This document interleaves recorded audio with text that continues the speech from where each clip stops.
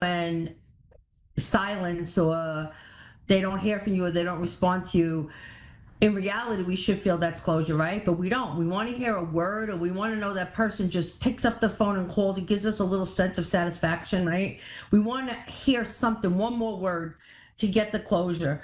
But sometimes these are gifts that we get that it wasn't worth your effort even to worry about it. And that's very hard to accept a lot of times. But as far as the closure goes, I'm going to look at the cards, but I got like really clear clairvoyancy with that. I feel that you will get closure. And I do feel that you have one more opportunity to hear from this person or see this person. And you will have a conversation that's going to end it. Oh, this is not a romantic. I should have been sorry about that. I should have been more clear. This isn't about a relationship. This is about a business matter, and it's legal. And he got the settlement check and never called me afterwards. There's the opportunity, there's the closure, you're walking away from something, and yes, the judgment goes in your favor. You got the strength card too. That tells me you're going to rise above the whole situation. So yes, you will. And things are going to settle down. I might have to go to the state bar. That's what I'm thinking. I don't know. I don't put the cart before the horse, but if this person, in this legal matter if the lawyer doesn't have the money to give me, I'm going to have to go to the state bar and then take a judgment or whatever they do with it. You know, it's just you rise above it. That's what I love about it. You're going to rise above it. Yeah, no, I do. I actually put one foot in front of the other, set my intention, and manifest what I want to happen. It's very, very, very important. But I don't know what happened with this car thing. I didn't know. I'm telling you, I was in line to get a coffee. I didn't know if she backed into me, if I tapped her. It was so weird. It happened, and it was minor, but it was weird the way it happened. It was, and then all this car stuff. And I got to say, they had the moon going, or what was it? Mercury retrograde, right? Isn't that what was going on? Yeah. That was going on. It was an eclipse too. The eclipse energy lasts for a little while. So there's a lot of things that are going on, and a lot of people are feeling scattered and you can't focus. But I think with that, it really wasn't intentional. I think it was really, really an accident. Like, it wasn't something that somebody intentionally, I think whoever did it, felt. I don't even know if they realized that they could not even. I tapped her, but I turned my car around because I was in line. I wasn't even on the gas pedal. I had it on the brake. Right, but there wasn't a realization of what you were doing. That's what I'm trying to say. There wasn't a realization right at that moment. I think you're going to be okay. It just don't take it. It's going to pass. You're not going to stay in this little frazzle. Don't worry about that. Actually, next week, you got a lot of sunshine cards and you got prosperity cards coming to you. So it just was a bad week, retrograde, eclipses, whatever you want to make out of it. And I feel there wasn't an awareness. It wasn't done on purpose. Whatever happens, happened. You'll get past that. There's nothing to really worry about. Okay. You got good things coming to you. Don't get. I feel like your energy's so like, don't feel like that. Just calm yourself down. Take a few deep breaths and just let these things go. These are going to work out for you. You got the Justice card right on you. Look at the Justice. You're going to get the balance, right? I don't know if you could see it, but there's a Justice here for you, and things are going to work out. It's not going to be that far out either.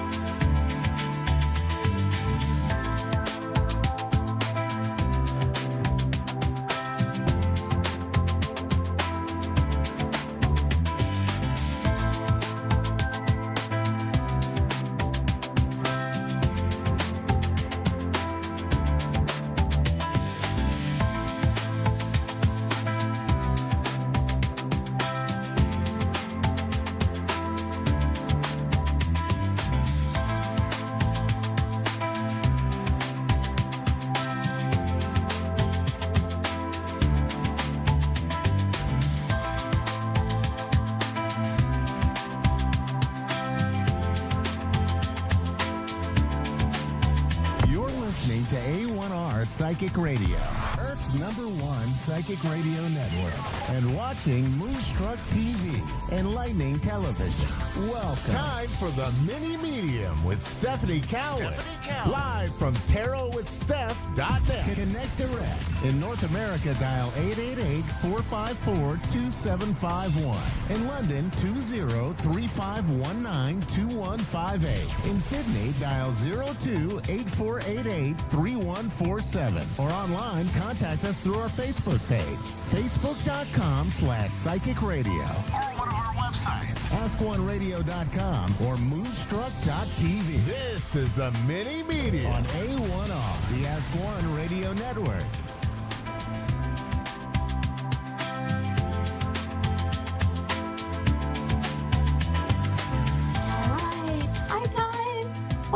Welcome. Happy Wednesday. Happy Hump Day. This is your Mini Medium on the A1R Psychic Radio and the beautiful Moonstruck TV. And I'm going to tell you, I have been so excited to be back. I have had some crazy illnesses and just other stuff, that has hit. And so I just could not wait for my show tonight. The energy is beautiful.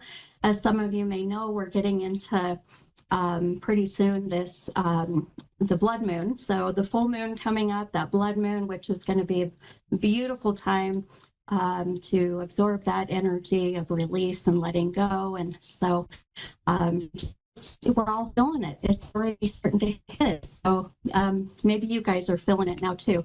Anyhow, so as many of you know, when I'm meditating throughout the day and I'm getting numbers, and if you listen to my show, you know that as a medium, I'll pick up numbers, and those numbers will connect with someone maybe in spirit or someone's spirit guide or whatever it may be.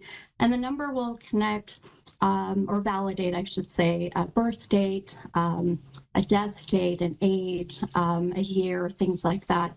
So I'm going to throw it out there already. The number 27 has been very strong today. So this would be like the 27th of a month, February 7th. The age of 27. That can even be the age maybe someone passed or the age that they would have been this year.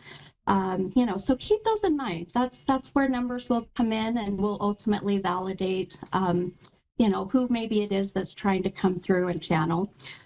So anyhow, we're going to see how that connects. But I wanted to share with you all the affirmation for the week. Now, when I pull the affirmation card, what I do is I pull the number 27 or the 27th card. And this, it's just beautiful. I love these affirmations anyways. And so I hope as I share this affirmation that you will apply it to your life. Sometimes, it may not resonate right away, but it always will. So the beautiful affirmation for the week for everybody out there, I'll kind of show you the pretty butterfly on the back. Isn't that gorgeous? So pretty. I think we all connect butterflies to someone in spirit, right? So the affirmation says, I let go of the past, I trust in the future, and I accept the present moment. Isn't that beautiful? I think that's such a good message. So I'll read that again. The affirmation says, I let go of the past, I trust in the future, and I accept the present moment. So for me, I'll tell you, it just personally how I resonate with that is focusing more on the moment, being present. I think we all kind of struggle with, what's to come, what's going to happen, what does my future look like, but it's really one of those things that if you just stay in the present moment and trust in the future, then, things will happen the way they're supposed to. So anyhow, I just wanted to share that with you and see if that affirmation fits with you for this week and apply that to your beautiful life. All right, you guys. Well, we're going to take our first caller. And my first caller is from, I think it's Georgia. And I believe this is Tony from Georgia. Hi, Tony. This is Mini Medium. How are you? How are you? I'm good. How are you? I'm doing great, hun. How can I help you tonight? I was just gonna get a reading, see if you tell me anything about my relationship. Okay, sure. Uh, Sure. So more around your relationship right now. Is this with a significant other? yes. Okay. Okay. You got it, my friend. So while I'm pulling some cards for you, I was just mentioning to all of the people out there listening and watching that I get numbers throughout the day that are going to help validate birth dates, death dates, ages. The number 27 has been very strong today within my visions. Do you resonate with that number? This will be the 27th of a month. No, not the 27th. Okay, this can also be February 7th, so keep that in mind as well, these dates that come in. And it may be connected with my next caller, but as I start to, even feel the energy around, this will be someone that has crossed over or just spirit guides in general. So maybe just keep that in mind. How long have you been with your significant other? 23 years. 23 we years. separated in November. Yes, ma'am. Oh, wow. Okay. Okay. Well, let me, and I'm sorry to hear that. Dang it. Well, I'll tell you In that. my heart, I really think it's done. I think it's a done deal. Yeah. Well, and one thing that I've been really feeling and even telling my clients that come and get readings with me that this year is really a year of new beginnings and fresh starts. So even if this, relationship has, in a sense, come to its end, this is, the end of that chapter. Just know without a doubt, my friend, that this year is all about embracing the new beginnings and the fresh starts. And I know that's hard, right? Especially when you've been with someone for as long as you have been. But let me see what I can see within the cards, maybe give you some guidance, and let's see what happens as we read into the cards. Now, when I pull cards, just so you're aware, hun, I use the cards just as a visual validation of really what my gifts are bringing. So the intuition, the clairvoyancy, things that are coming. Now, you pulled a 2 of Wands reversed, and I'll show this on the camera so those who want to see. Now, this 2 of Wands did come out of the deck upside down. And then you pulled a 5 of Pentacles, and that card did come out of the deck right side up. So what this really is showing me for you, without a doubt, my friend, the wand being reversed, this is where it's going to challenge you, really almost in a sense, forcing you to step out of your comfort zone. And it's all about finding a new wand is how I put it. So when you pull a wand, it's fire. It represents igniting, getting things going. And that wand is about using kind of your fairy godmother wand. And you're using that wand to get what you want, when you want, and how you want it.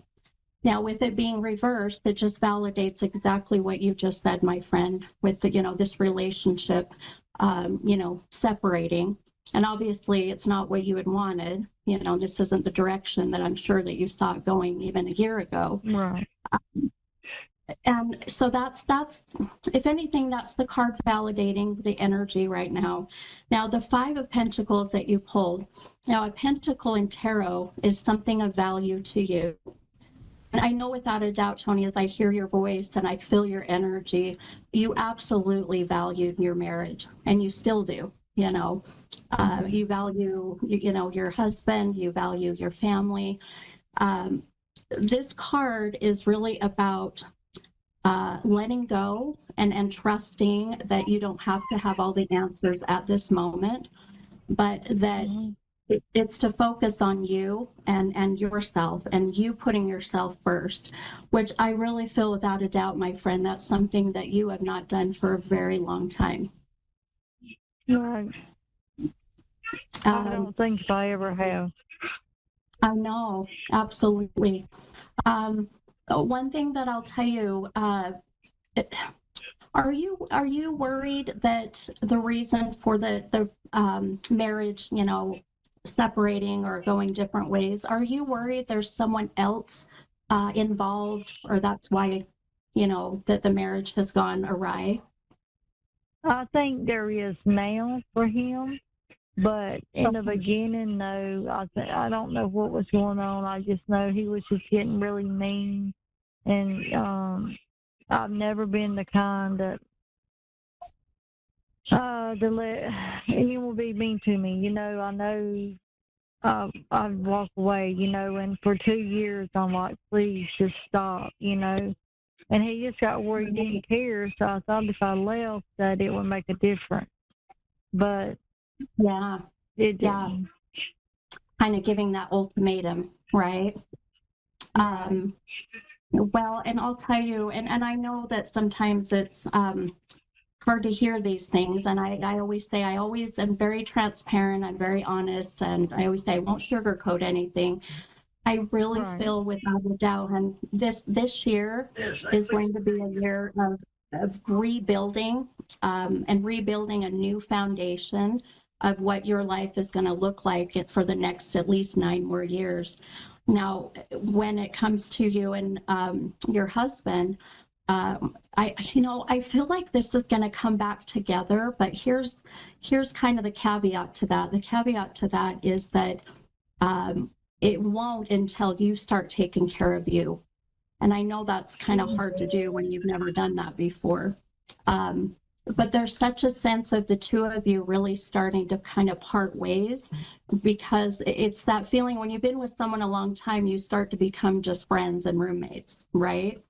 And that can be very difficult. Well, I do feel something has pulled him away just recently. And so now for you, my friend, it's about showing him that you love yourself enough that you don't need him. And I know that sounds weird and kind of harsh, but I feel that's what he needs from you, is to know that you love yourself, you value yourself. And when you do that, he's going to feel that energy. I really feel this is, a new beginning. My hope is, as I see it, that around May, I keep saying the month of May, and I'm not sure what May, if it's a birthday, if we have a family reunion, a celebration, but it seems like there's an event or something that brings you together, and it allows for you to kind of reunite. So watch for that, right about that May, June time. Okay. But in the meantime, my friend, please go and, go get a pedicure done, go get your hair done, go, I don't know, whatever it is, go love yourself and do the things that fill up your cup so that, he can see that you are okay. And you're a very strong woman. You are very strong. I can feel your energy's incredible. Just your light has been dimmed recently. So go find that light, my friend, and it'll get better. Give it some time. Okay. All right. Well, thank you so much. Oh, you're so welcome, my friend. Well, thank you for calling, and I'll be sending you lots of good love and light and good strength and all that good positive energy. All right. Thank you. I hope you have a blessed day. Blessed night. Thank you, hon. Thanks. You too. Bye-bye. Right. Bye-bye.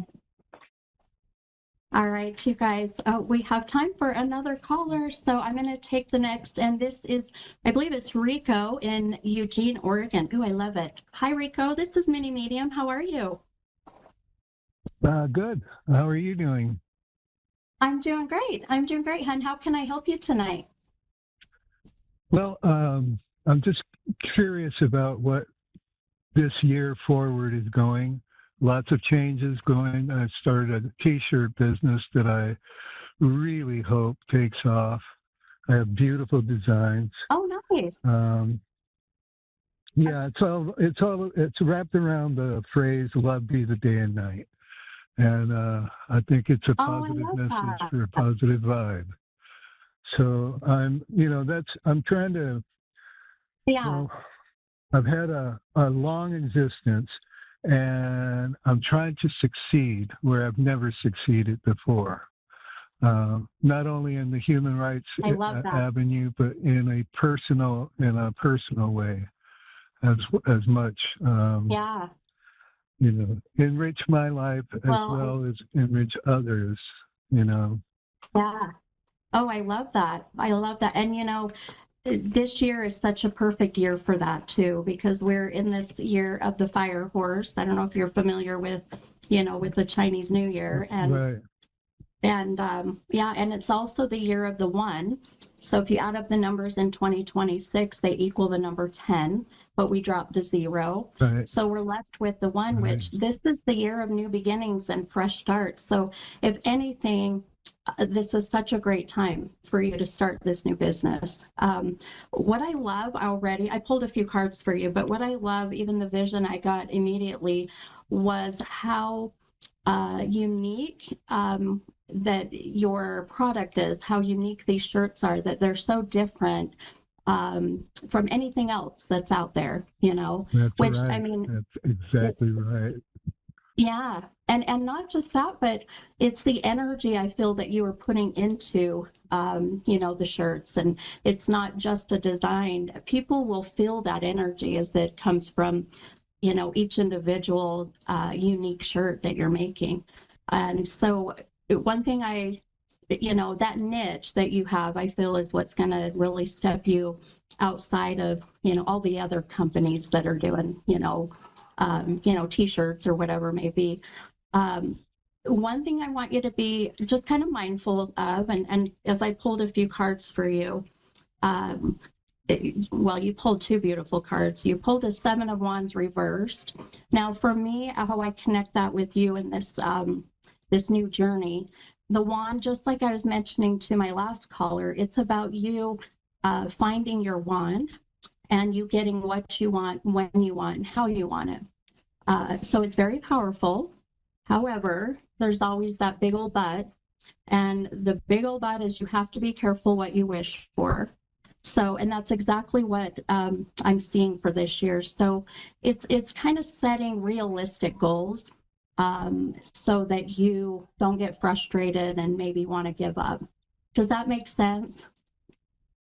Yeah, I'm not giving up on this. Good, Not good. this project. Yeah, I have 2 projects going on, but not either one of them I'm going to give up on. Good, good. I love it. Well, you have such a very, your energy, even as I feel for you, Rico, you have a lot of this very beautiful earthy. What's your zodiac sign? I'm a Taurus. Well, there you go. Yeah, you have, and I love that because even as literally the vision I have is as people purchase these shirts and put them on, their bodies, the energy will even be felt then, it'll be almost addicting, so please keep this going. And just, give it some time. The month of July for me, as I see, is going to be a huge month for you. Do you have plans in July? Is that kind of a goal month? But I have T-shirt season is coming up, and yeah, and my webpage is going to be up pretty soon. But there's all these opportunities to go sell in town, so. I'll be doing whatever I can. It's about getting the word out. Right. Which I'm doing pretty good right now, but I need more business. Yes, absolutely. Absolutely. Well, and right. I know you need money to make the money. Isn't it crazy? Exactly. It's that double-edged sword, Exactly. And I completely understand the getting the word out. One thing with my business, I used to work for a large corporate, company here in Utah, and I was a project manager. Well, I left my job with the corporate world to pursue my purpose, to share my gifts as a psychic medium. And just in 5 years' time, my friend, it just grew like crazy. And it's all word of mouth, it's incredible. So something I feel for you, with that said, even outside, I know the shirts, but there's something I feel, I guess, I don't know what the right word is, that maybe goes with the shirts that is very connected to crystals and stones. So I don't know if you're incorporating that, or maybe that's been a thought. So maybe think about that. Well, actually, you probably are feeling the labradorite that I keep in my pocket all the time. I have a lot of stones still all over in my room. Love it. But, I love it. And that's that beautiful energy. I love the labradorite. That's one of my favorites. I'm wearing Larimar today, but you know, even just think about even that, even naming the shirt after a stone or a crystal, you know, giving it kind of that identity. It feels like. Well, each shirt does have a name, and good. each design is entirely different. And the idea is the striking design catches your eye, and then you read "Love Be the Day and Night," and it reverberates. Oh, yeah, that's so great. It's the whole idea of passing that message across. Yeah, it's that ripple effect. I want to, you know, but like I said, it's the first time I'm actually doing something for myself and my wife and, you know, my life. Most of the stuff I've done is for human rights, you know, where I don't get any money for it, and I don't seek any recognition for what I've done either.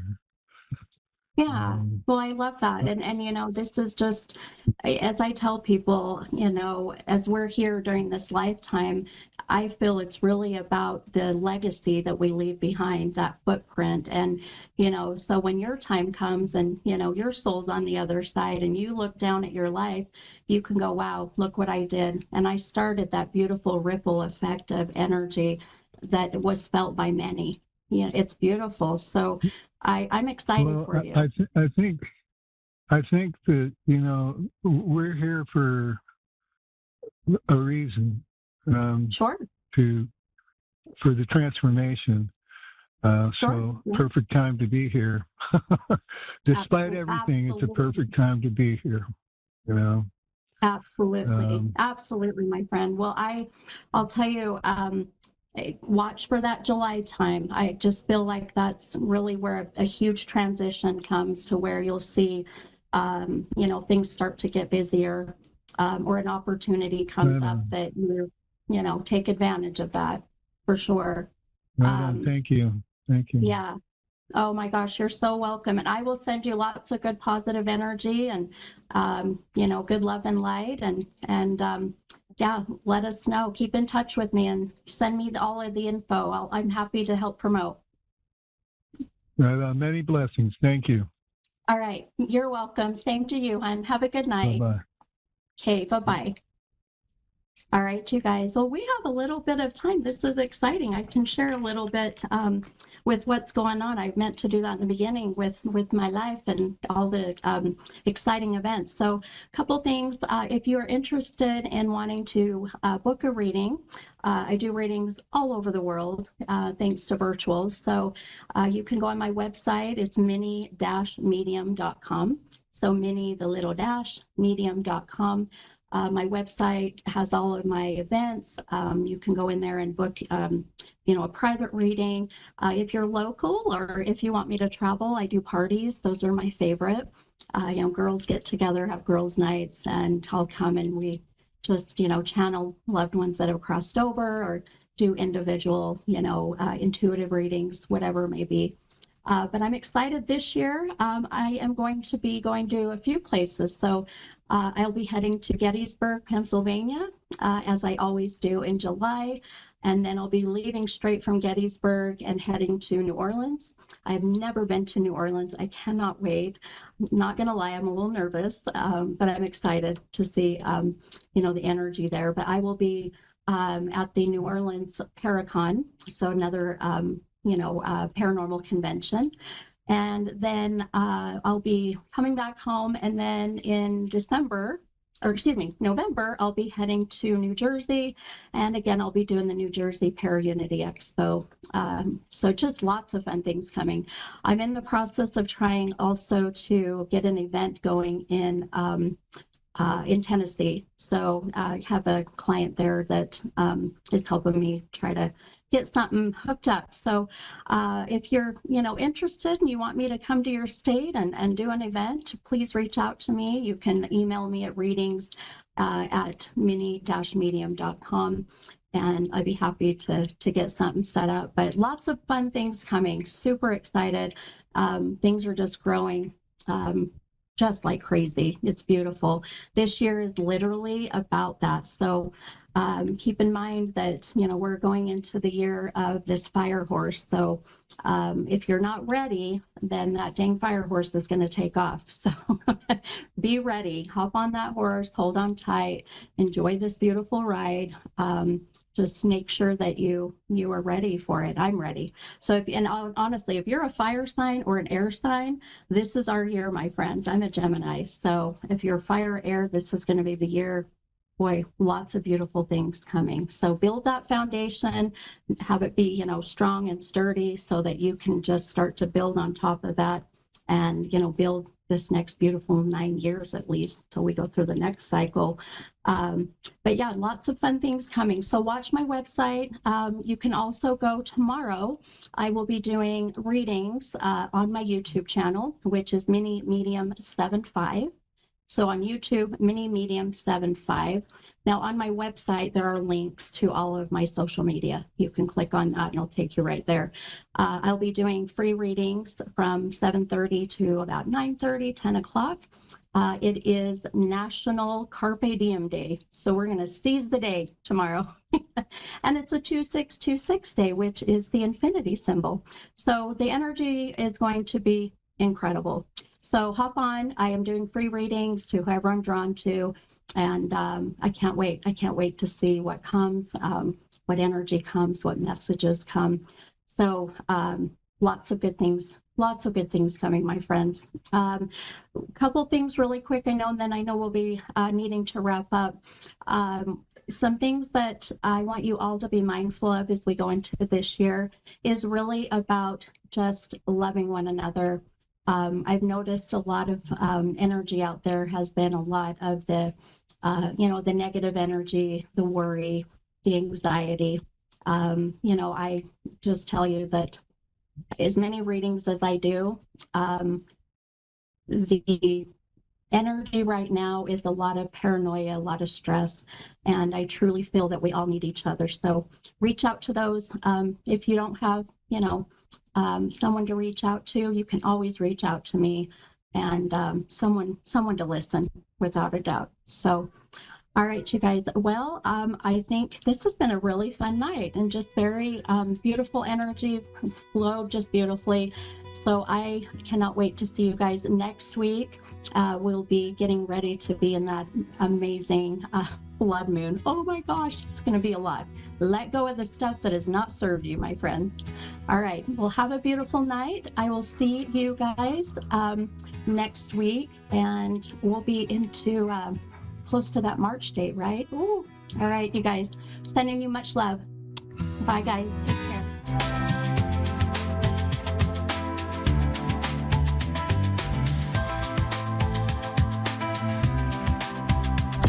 Listening to A1R Psychic Radio, Earth's #1 psychic radio network, and watching Moonstruck TV and Lightning Television. Welcome. Time for Beyond the Veil with your medium, Shelley Shonwall. Live from yourmedium.ca. Connect direct. In North America, dial 888-454-2751. In London, 20-3519-2158. In Sydney, dial 02-8488-3147. Or online, contact us through our Facebook page, facebook.com/psychic radio. Or one of our websites, askoneradio.com or moonstruck.tv. This is Beyond the Veil on A1R, the Ask X1 Radio Network. Hi, everyone, and welcome to Beyond the Veil. I'm your host, Shelley Shonwell, and I'm really happy to be here tonight. As always, it's always wonderful to come online and be able to do a reading for someone. And before I was coming online here, I was sitting with Spirit. Of course, that's what I do before I come online or do a reading. You have your quiet time with Spirit. And they were talking to me a little bit about, how we get ourselves into toxic situations. And it's an interesting thing because sometimes we can be born into a toxic situation. We can get a job, which ends up being a toxic situation. We can have relationships, hobbies, the baseball team that suddenly goes ultra competitive and that's just not our scene. All these things can actually occur in our lives and on every facet, from family life right to our personal and extracurricular life. And what we can have happen as well over time, that these relationships and these situations can evolve and change. So what may have been at one point in time a really healthy, wonderful thing can suddenly, turn and begin to, this isn't really so good anymore. I'm not feeling good about this. My stomach aches when I have to go. My anxiety is coming up. My blood pressure is changing. These are really good signs that there's something wrong in a situation that you're involved in. And it's important to know that if you leave a toxic situation, it's not quitting. You're choosing yourself. And that's the most important thing that we could do for ourselves, is just say, hey, you know what? This is not for me anymore. I'm not liking this. I'm going to find a new job. I'm going to leave a relationship. I'm just not going to do these things anymore, and choose ourselves. Now, if you're one of these people who have gotten yourselves into these, these situations, and we all do, there's no blame in this. Everyone has an experience where the situation becomes toxic and it's not good for us. So first things first, do not blame yourself for this. It's just part of life. And Spirit wants to remind you that this is also a key point for growth. As you realize the situation is not good, now getting yourself out of it. That's where the growth happens, because you've realized where you're at is not happy. It's not good physically, it's not good mentally, and it's just becoming, let's say, a real drag. It's okay to get yourself out of that and learn and grow from that situation as well. And we can also mourn when that situation was great, right? We mourn that as well in the change and the evolution of that. So as you're thinking through these things like, the situation is not good, remember that this is part of the growth. And that's where the learning comes from. Now we're going to take a caller. We've got Maggie in Toms River. Hi. Maggie, are you there? Hi. Hi. Yeah, how are you? Good. How are you doing? I'm okay. How are you? Oh, I'm well. Okay. So what brings you to the show tonight, Maggie? If there's a message from my father, and if is there like general reading? Sorry, could you repeat that one more time? I couldn't quite catch that. Is there a message from my father? From your father? Oh, yeah. Your dad. Okay, let's bring your dad in. Okay. Okay, so Maggie, this grief is really fresh for you. Yeah. He hasn't been gone that long, has he? Yeah. Okay, so there's a gentleman coming in here now, and we'll just verify this is your dad or not. The energy that I'm getting from him is there's just a softness and kindness with him. Okay. Does that make sense to you? Does that Yes. kind of okay? Because I feel this person, I just heard helpful. He was a really helpful person. Now try and get what he was helpful with. He's giving me a memory of helping you learn how to ride your bike. Mm, mm. Okay. There's a memory of helping someone ride a bike. Is that you or is that someone else in the No, family? my sister. Probably my sister. Okay. Yeah. All right. But here's what he's just said to me. You two, your sister and you are very different, but you two had a very special relationship. Yeah. Okay. He's saying you were the apple of his eye. Mm-hmm. He loved you so, so much.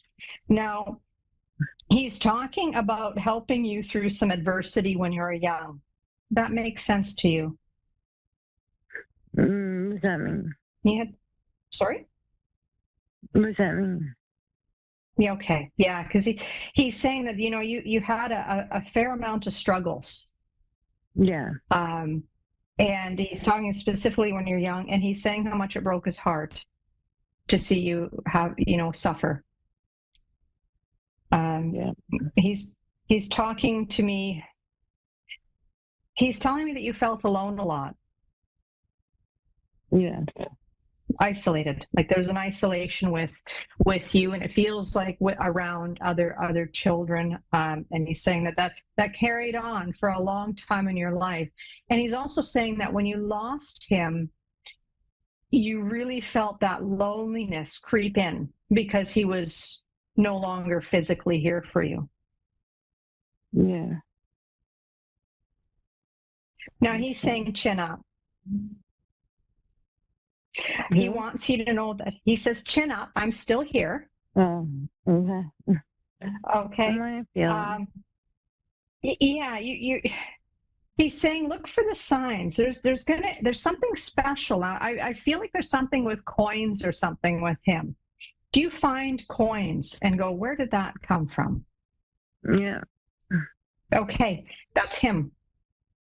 He's there. He's trying to get that to you. Now, it's interesting because it feels like you two did have a bit of discussion about what happens when we go. There was on the table for discussion. And he's... Yeah. Okay. Sorry? Go ahead, I'm sorry. And he's saying that he wasn't sure, but he was hoping that he'd go somewhere good.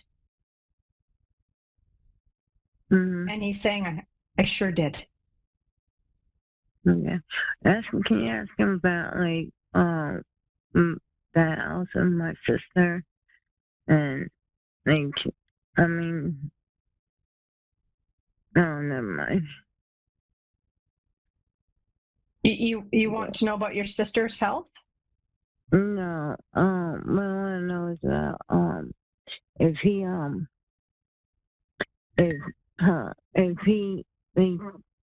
left me anything. Has he left you anything? Yeah. Okay, because it feels like there's something. It's something physical. That's what I'm seeing. It's like a watch.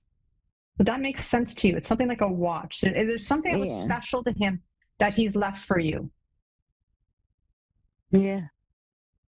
It's saying that he's saying to me that he didn't have much, but he had special things, right? Like he wasn't a man of great wealth, but he says, there were certain things in my life that were special. And he says, I'll give you one of these things that were special because it'll help ease your pain. Yeah. And you'll feel close to him. But it does feel like there's some things that will be divided for you, and you will be able to have some of these things. It feels like he was sick for a while. Would that make sense to you? Yeah. Yeah. Yeah, because he's saying to me that he had some time to think this through. Where he was going, what was going to happen with this. But what he's also saying was some things were left a bit undone. He's sorry for that. Okay. Some things he didn't get to. So there may crop up. There might be some things. He's talking a little bit between you and your relationship with your sisters. It could be a bit rocky from time to time. Would that make sense? Yeah. Okay. Yeah. Because he just said to me, sisterly love. And he's shaking his head. He wants to remind you that you two have to hold each other up. And yeah, so Yeah. I'm He says trying. he wants you two to come together on this one, because it feels like even around the passing, there was a bit of disagreement. It wasn't quite good between the two of you. He says he really wants you to, he's saying, bury the hatchet, because it doesn't feel like it's anything consequential, right? It's just sisterly bickering is what he's calling it. And he wants... Yeah. Yeah. Do you have a message from Mom? No, he's just here right now. He's talking to you. I'll wrap this up really quick for you. Okay. He just wants to give everyone love and thank you all for the support, and your mom as well. Okay. Thank you. She's grieving. She's grieving too. And he says, give them all a hug and spend some time with them. But he's saying too is, Maggie, to remember the good, reminisce. These memories are going to be hard, he says, for a while, but know that it's going to get easier in time. But hold on to those, because you two had a lovely relationship. And he says, remember the good times that we had together. Okay. All right. Yeah, he knows you love him. And he misses your hugs, he says. I miss your hugs. Yeah. Well, no, he's there. Watch for those coins. Watch for those signs. So I'll leave him with you, dear, with lots and lots of love. You. Have a wonderful night. Thank you. You too. You're welcome.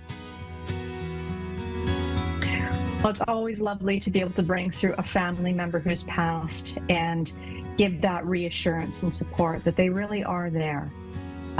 It's hard losing a loved one. It really is tough, and it often will get a little harder before it gets easier. But our friends and our loved ones in spirit are always there with us. We just have to put the thought out, and they'll be there to help us out. So take care of yourself tonight. And your loved ones around you that you love, give them a good hug. Take care of yourselves, everyone. Have a wonderful night. Bye.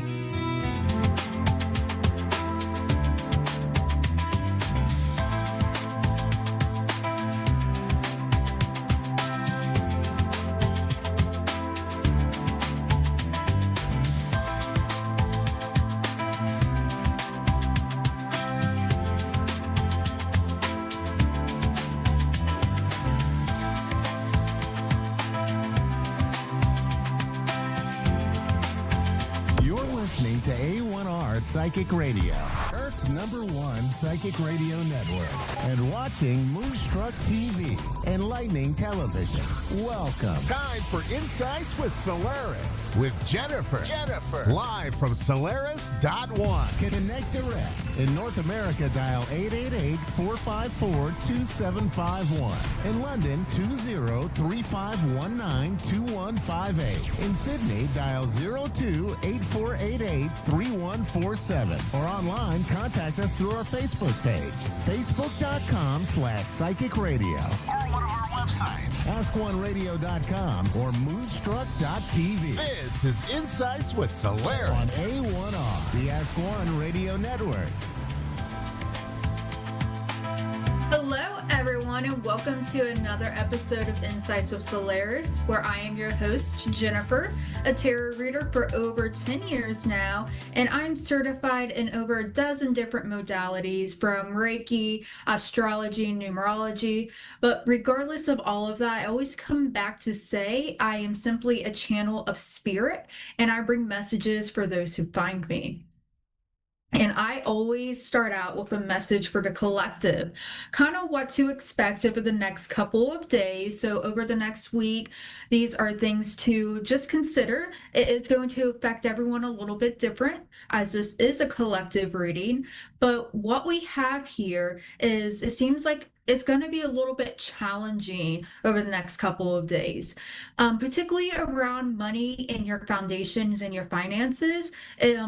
For some people, you may be wrapping up some financial decisions or preparing for upcoming decisions within your finances, your home, just overall your security, your material security, and how you're going about that. It seems like for the most part, it's just going to be a little bit frustrating over the next couple of days, but it is going to balance out. But you just have this, there's this fear of your material aspects of your life not quite working the way you want it. And it's being balanced by this challenging beginning, but it's going to come together. So try not to get so frustrated over the next couple of days. Know things as just a temporary standstill, and you're going to be moving forward. And with that, good luck. And we are going to go to our caller today. So we have Melody. Hello, Melody. How are you? I'm doing well. How are you? I'm doing good. What can we do for you today? Well, I'm just looking for a little direction. I guess I would say I'm in a weird phase of my life, and Mhm. I don't know. Okay, well, let's see what we can get to you. So there seems to be already, I'm getting like all different directions, but this is a wonderful time for positive change for you. Seems like you're closing out a lot of things. And so kind of when you're going to the next, it simply is like, okay, what do I do next? But at this moment, it seems like it's still closing out things that has happened from your childhood and just the past. So this could be regarding like children or memories from your childhood, all sorts of things. But there's something in your past that is asking to be closed for you to step forward and to have more clarity. Have you been thinking about the past a lot recently? Yeah, I just lost my dad, so that's the past has definitely been on my mind. Just memories, and I'm doing therapy, just going through some things that trauma from my childhood and things like that. So, yeah, it's relevant. Yeah, and especially continue to seek out that professional advice because it is helping, the cards are showing it is helping balance that emotional state and also giving logic to some of the emotions that you had trouble like identifying, especially when you're like children and we don't always have that emotional intelligence. It does take a while to really name things that has happened, good, bad, whatever it may be. But as you are moving, and I'm seeing a lot of changes coming for you, like over the next couple of weeks, particularly like 9 weeks, especially as we're going into April and we're going into more of a rainy season as well, you're going to see a lot of changes. And it is going to bring up more emotions from the past, but you have the connections to kind of help you through those emotions. And that's what's clearing out the way. Because, right, April showers bring May flowers, it's that sort of thing. So it's like, okay, this is a moment where you're learning to clear away that what you don't need, and then accepting things that has happened. And that's really going to help you move forward as far as that clarity comes towards you. Now, Melody, were you trying to figure out more about just in general, or were you wanting to focus more on like career, relationships, family? What were you thinking about that? I would say career related and relationship and Okay. family. I mean, really all of the above, honestly, Oh, Jennifer. great. then let's go ahead and get all the information we can for you at this time. All right. So, as far as your career, you need a rest. If you have vacation time or if you're able to take some time off, if you're in that position, this is something that would help you a lot. It's not a time for you to make any career decisions. And if you are thinking like, oh, maybe I need to move or I have this opportunity, but I'm not sure if it's quite for me, um, just don't make any decisions without taking quiet time to understand what everything is going in. So this is just really telling you rest. You've lost someone very close to you and part of your life. And so just again, take time to make any career decisions. There is some unwise choices which are being revealed to you as far as your career. Particularly, there's a lot of things going on. There seems like you're being pushed to make a decision and rest. Be more playful as well if you're able to, especially if someone's starting to get a little bit frustrated in the workplace or I'm seeing like two people in a workplace like fighting. So I don't know if you have any coworkers who are in a relationship, but if there's any type of drama between two people in your workplace, just let it go. Try to steer clear of it because it's not your issue right now. Spirit's not getting me anything quite clearer for that right now. So we can come back if we need to, but I'm going to step into family. And I am seeing just overall in your family unit, a lot of fears, a lot of like, okay, what next? And it seems like it is about that transformation, losing a member of the family, moving forward, actually opening up about fears, opening up about things that weren't said while your father was alive, sort of situation. Everyone is a little bit on edge, particularly within your closer family unit. So Spirit is saying, allow yourself to be kind, empathetic, and patient, especially towards yourself as you're going through the emotions of grief. And if you're in a situation where you are becoming somebody who is the emotional metronome around your family unit, that is a lot of burden and that can be a lot of stress on you. So please watch your own health because there is a real cautionary tale here about stress in your body and you actually getting sick from holding everyone else's emotional burden. Have you felt like that recently at all? Yeah, I've always carried a lot, when it comes to my family. But, just through therapy and, even you mentioning work, I actually just took some time off of work because it just felt like, it was the right time. My dad wasn't well. And I think, the universe and God for me having that time with him. But through that time, I have learned that I cannot carry everyone's emotions. So I am in a restful period. I am trying to work through those things, just trying to show up more for myself. Yes. And so, like, with that, Spirit is like, hey, you are doing what is going to be the best for you long term, especially with taking that resting period and a resting time. Um, is there anything else that you need to know that I know like that's just kind of explaining the current situation and saying like, hey, you're doing exactly what you need right now, but is there something else you want to know about the family and career situations? Yes, because I'm in the process of determining if it's time for me to finally make my pivot from my corporate career to full-time real estate. I've been pondering this for a very long time, and I don't know. I mean, I feel like it's right, but I'm just not sure if I'm ready to make the leap. Okay. Yeah, I can especially see that you are in a time of like, you have your guard up because that is can be quite difficult to do any type of pivot, especially when, right, can be in uncertain times economically, and then you've had a major life transformation followed by another one. So, Spirit is saying that when we are coming into any type of pivots, now is a time to continue to wait just a little bit, because you're rebuilding your foundation. And that foundation is putting in better boundaries, not taking everyone's emotional burdens. And so you have some lessons to wrap up, which would really help you kind of develop more skills for that real estate position and going to have that pivot. But it seems like as you are learning and as you are rebuilding your foundations, you will receive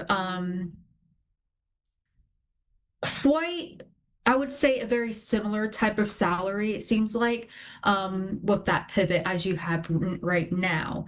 That would be at the beginning. So the work that and effort that you put into like getting the license and working and going into that, you will receive the payoff. But there is a lot of fears around self-employment right now and uncertainty around employment. So again, I think this is more of a resting period for you, not to make any impulsive decisions, but it is important for you to listen to your intuition on when you feel comfortable and safe to move forward. And again, at this time, you're tying up a lot of lessons, and there's going to be a lot of shifts coming forward. So it's okay to take your time. Let's see overall, when can we expect to see this pivot happen? It seems like it will happen relatively quickly after that period of introspection. And also just be aware that there is some economic burdens that are coming to a close. So be careful as far as expecting the housing market to be safe for the next couple of months, but it is changing and there is ending to that to have more of that market boom again. So again, I am not a financial advisor, but it does seem like long term that is a fantastic pivot for you. You just need a little bit more time to do healing and to rebuild your foundation. Okay, Does that make sense? That sounds about right. Yeah. That sounds about right. And we are running a little bit out of time, but as far as relationships, are you currently in a relationship? No. Okay. No. So there may be some new and exciting people coming your way. I'm seeing most likely younger. It could be by a couple of days to even a few years, but it is going to be someone younger or has a more youthful personality. They will be very flirty, but they will also be a little bit traditional. But you'll have fun flirting for a while. You'll have really fun just to have time to go out and really surrounding yourself with good times and everything. So I'm not seeing too much of a strong, serious relationship, but you are definitely stepping back in to that type of commitment. But you're going to have fun, and as you're healing, it's just going to make you and bring you more joy.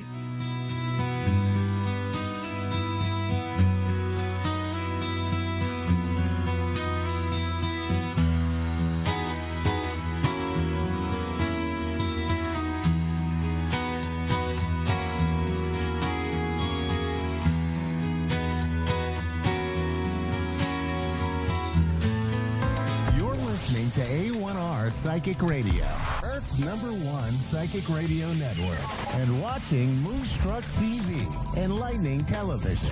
Welcome. Time for New York City Celebrity Psychic with Perry Lyons. Perry Lyons. Live from PerryLyons.com. Connect direct. In North America, dial 888-454-2751. In London, 20-3519-2158. In Sydney, dial 02-8488-3147. Or online, contact us through our Facebook page, facebook.com/psychic radio. Or one of our websites, askoneradio.com or moonstruck.tv. This is New York City Celebrity Psychic on A1R, the Ask One Radio Network. Hello, darling ducklings.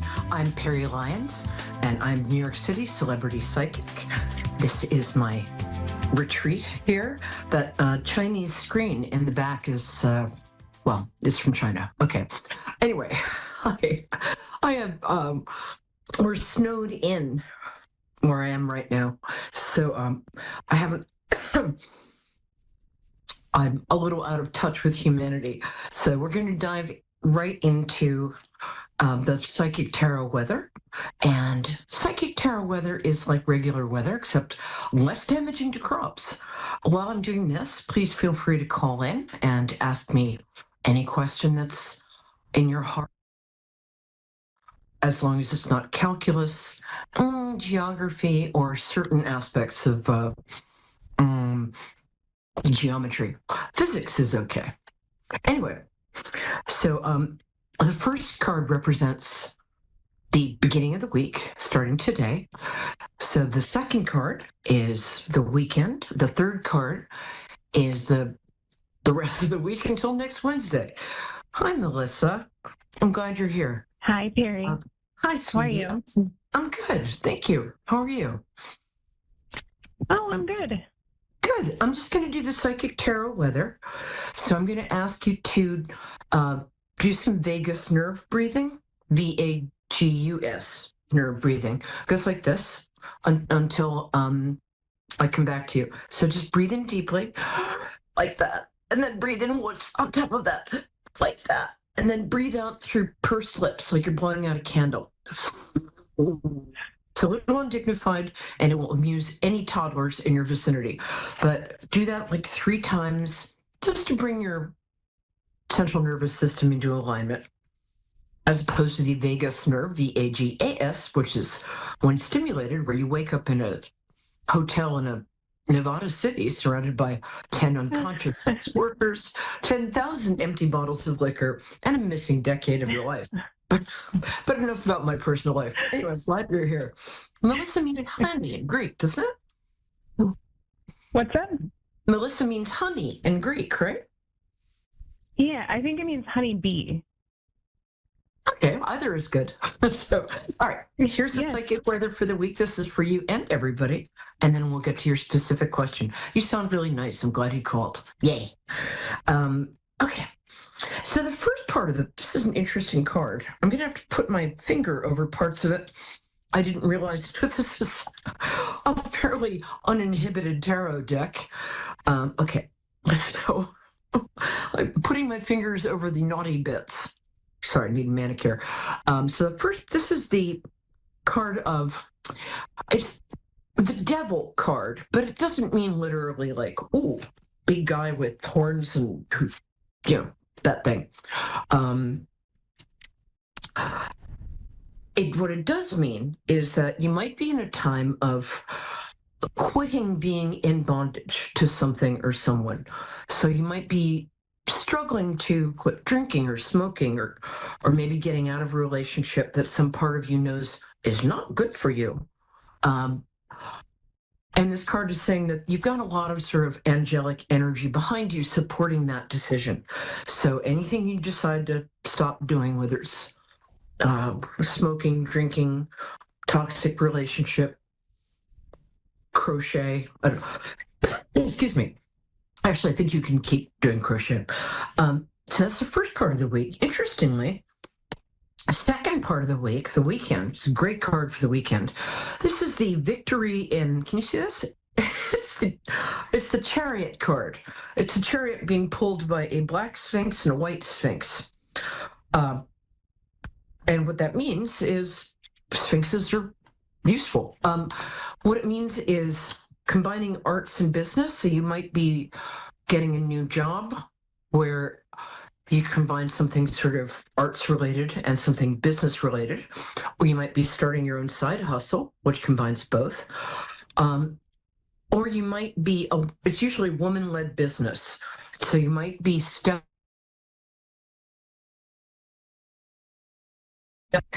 about that. And the last card, almost there, Melissa. Oh, this is really nice. We have the Six of Cups. This always means to me that somebody you used to love or used to be friends with or was very important to you is coming back into your life. This could be the return of an old lover. I mean, young, but not a current love. Oh, you know what I mean. It could be you reconnecting with a friend from maybe childhood. But it's a wonderful card. And whenever it shows up, it presages a time of kind of sweetness, nostalgia, and reminiscence and good stuff. So it's going to be a good week. Okay. All right, my darling, how can I help you? I kind of a general question, I guess. Where do you see me within the next year in, kind of love and life? Where do you see my path going? Is it going to be with somebody, by myself? Do I kind of stay put and grow as I am? What do you see kind of towards the end of this next year? Gotcha. Good question. What day is your birthday? I like to connect people February through their 9th. birthdays. Oh, February happy 9th. I'm going to be 45 and you're just a baby. She's older than you. Okay. What has happened? Melissa? The fact that you're not in a relationship right now is, on some level, your choice, because the relationship that's coming towards you, and it is, but it's not immediate. You've some part of your spirit or soul has chosen to be by yourself right now, so you can grow into your own expectations rather than anybody else's. You have a tendency, well, I mean, we all do. We all have a tendency to kind of change ourselves a little bit to be with the person that we are in love with. But for you, you've been changing very fast. The last few months, last year kind of sucked. I'm not gonna lie. This year's going to be much better, and you're going to notice this kicking in right after your birthday, around February 15th to 25th. I think you're not going to meet, I don't feel like men, women, llamas, whoever this person is. I'm just going to call them Bob. I don't know. I just like the name Bob. That was my ex-boyfriend's name. That's funny. Well, that's my job. It's funny. It's not a name you hear very much anymore. Okay, so this feels to me like, well, he might be coming. If that Bob comes back around, you're done with him. Don't go back there, even if it's tempting. But you're very attractive. I mean, you just are. Yeah, I can see you. I'm good at remote viewing. Thank you. So you really don't have to worry about finding somebody, because the minute you decide that, okay, it's time for me to have a relationship, the person's going to appear. I think you're going to meet somebody. Are you traveling this summer? Are you going to like Greece in August or something? No, I don't have any big travel plans quite yet. A few little ones, but nothing crazy big. Okay. I think you're probably going to wind up taking a bigger I can't talk. Hold on. I'll rewind. There. I think you're going to wind up traveling farther and more than you think. You might be accidentally taking a cruise. That happened. I won a cruise once, and it's like, wow. So either somebody's going to invite you in one, or it looks to me like you're going to be traveling August, September. And I think that's where you're going to meet this person. Yeah, actually. Even if you don't have anything planned, trust me on this. Okay. But it's also going to happen. You really have been changing a lot, and in a very good way. And it can be lonely, it can be hard, it can be sad, but the worst of that is over, and you've learned, unlike most people, you've actually learned from your experience. Do you feel that's true? Yes, that is very true. Cool. Yeah, I think so too. Well, Aquariuses are great. You guys are awesome. You're not like other signs. This is true. This is very true. Yeah. I mean, there's like 11 other signs, and then there's Aquarius, and you're not like the rest of us. And that's a great thing. You guys are always very original. You very seldom let your heart speak louder than your head. And I kind of think that's a good thing.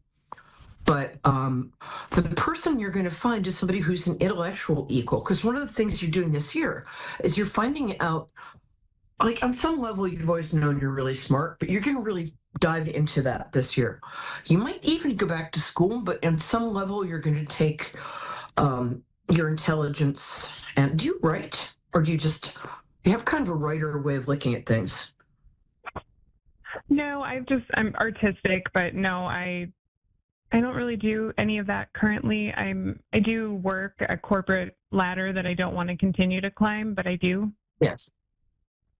But I teach yoga, I do chakra balancing, like that type of stuff. Oh, so cool. in essence, that's kind of artsy, more than corporate ladder. Yeah, you're not a corporate person. I guess the artsy is what I was picking up on. I would keep your corporate job for now because there's going to be a lot of societal ups and downs coming up. So you want some stability. I would think about building something out from your yoga teaching. I teach Kundalini yoga. Okay. For you, I think that you might want to, I don't know if you teach at a specific place or you teach in a bunch of different places. What I'm getting is keep your practice steady. You can even up the time if you want, because what's going to happen in the next few months is what you want to do, the yoga, your creativity, and your ability to run a business, because you have a good business sense, even though you're creative. What's that like? They're going to combine to... I'm not sure if you might open your own yoga studio, but that wouldn't be for a year or two. What I think you might be doing is sort of, how can I put this? We've got 90 seconds. I would concentrate in that because I'm getting a lot of green and gold light around that. And to me, that means that there's a lot of growth and healing, but there's also money. And we like money. Money is our friend. Money takes us out to dinner. Money is nice to us. So I think by the end of the year, your path is going to be a lot clearer than it seems right now. And you're going to start, I think by June or July, you're going to have some idea about how to package what you do, or how to sort of, I don't want to say brand because that's so gimmicky, but you're going to come up with something that's specifically Melissa. It's like Melissa Lini. Okay. Like Kundalini. Right after that is when your person is going to show up, because your trajectory this year is going up, and you're going to just keep doing what you're doing. You're doing great, actually. I mean, now as opposed to you 10 years ago, unbelievable. Totally different person. Kind. I mean, you were kind. Life shifts a lot. Yeah, but you've done great. So trust yourself. You're going to have money. Trust the yoga thing. And give me a call when the guy shows up, because I want to say, I told you so. You're listening to A1R Psychic Radio, Earth's #1 psychic radio network, and watching Moonstruck TV, enlightening television. Welcome. Time for Oracle Buffet with Heather Carmona. Live from PsychicAstrologyWI.com. Connect direct. In North America, dial 888-454-2751. In London, 20-3519-2158. In Sydney, dial 02-8488-3147. Or online, contact us through our Facebook page, facebook.com/psychic radio. Or one of our websites, askoneradio.com or moonstruck.tv. This is Oracle Buffet on A1R, the Ask One Radio Network. Hello, everybody. Welcome to Open the Oracles. Welcome to the Oracle Buffet. I'm your host, Heather Carmona, and I just got done scrambling in that egg. I couldn't get my link to open for the show this week, and it was 2:57, and I'm like, oh my God, I'm gonna be late for work again. You had one job, Heather, it's 13 minutes long. But anyway, here we are. We made it on time. I think they're gonna keep me on the payroll, so that's good. So we're going to do a group reading today about the new moon in Pisces tomorrow. And I just want to say Mercury's going to be out of retrograde on Friday, and I'm so excited. It's been kind of a rough one. So if you've been feeling that energy of Mercury in retrograde in Pisces, like, you're not alone. Everyone I talk to is like, isn't it over yet? Soon, grasshopper, soon. Friday's the day. All right. Anyway, so let's talk about this here new moon in Pisces. New moons are all about new beginnings, setting intentions, setting goals, looking for clarity. So we're going to do this by rising sign, which is the sign that was on the eastern horizon at the time you were born. So it's different from your sun sign. Now, if you don't know your rising sign, reach out to me for a reading, or look it up online, or reach out to another astrologer. If you don't know it, like right now, you can just use your moon sign or your sun sign. I might have just said that a lot, but anyway, yeah, you get the picture. So, for example, if you're in Aries rising, this new moon is going to bring about themes of forgiveness, spirituality, isolation, subconscious matters.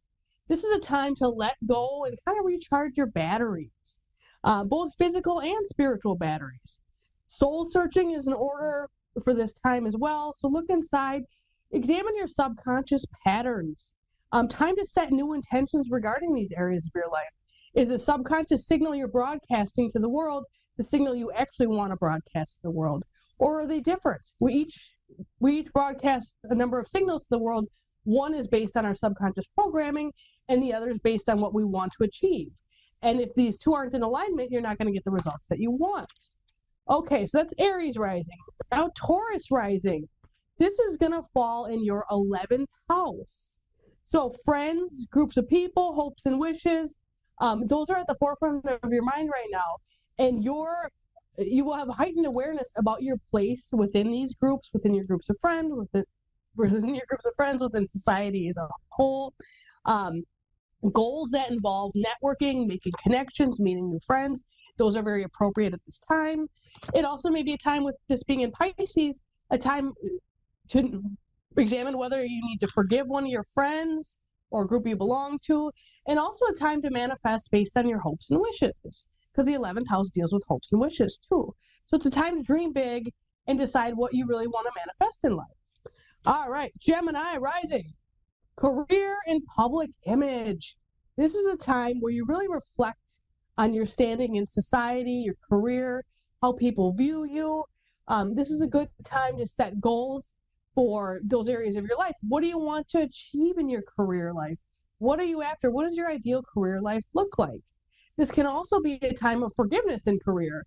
Perhaps forgiving yourself for not being perfect in your career, perhaps forgiving like your boss or something like that. It could manifest in a number of different ways. But point being, this is the perfect time to set goals around your career, in your public image, and your standing in society. All right, Cancer rising. This is a time when you need to look beyond your everyday experiences. Look toward the horizon, toward broadening your horizons, I guess might be a better way to put it. What can you learn? Like, what new skills can you pick up? Have you been considering going back to college? Have you been considering joining a new religious group? Have you been considering studying philosophy or making new friends from foreign lands or traveling? These are all things that you should be asking yourself at this time, and also things that you should be setting goals around at this time. So what does your dream vacation look like? Are you waiting to go back to school? What does the ideal scenario for going back to school look like? These are all very appropriate questions for you to be asking yourself during this new moon in Pisces, Cancer rising. All right, Leo, this new moon, I think I might have just said full moon. If I did, I'm sorry. Anyway, this new moon, Leo, is falling in your 8th house. So what does that mean? Transformation, change, intimacy. I can't talk today. Intimacy, sex, psychology, death, shared resources, money, taxes even. Those are all themes here that you're going to find in the 8th house. You may have increased awareness behind your own psychology or the psychology of other people. You may understand better what makes people tick or what makes yourself tick. This is a time where you might be like a little bit prone to escape reality, perhaps indulge in the darker sides of life, drugs, alcohol, sex, all those things. Anyway, this is a time when intimacy and levels of sharing are heightened.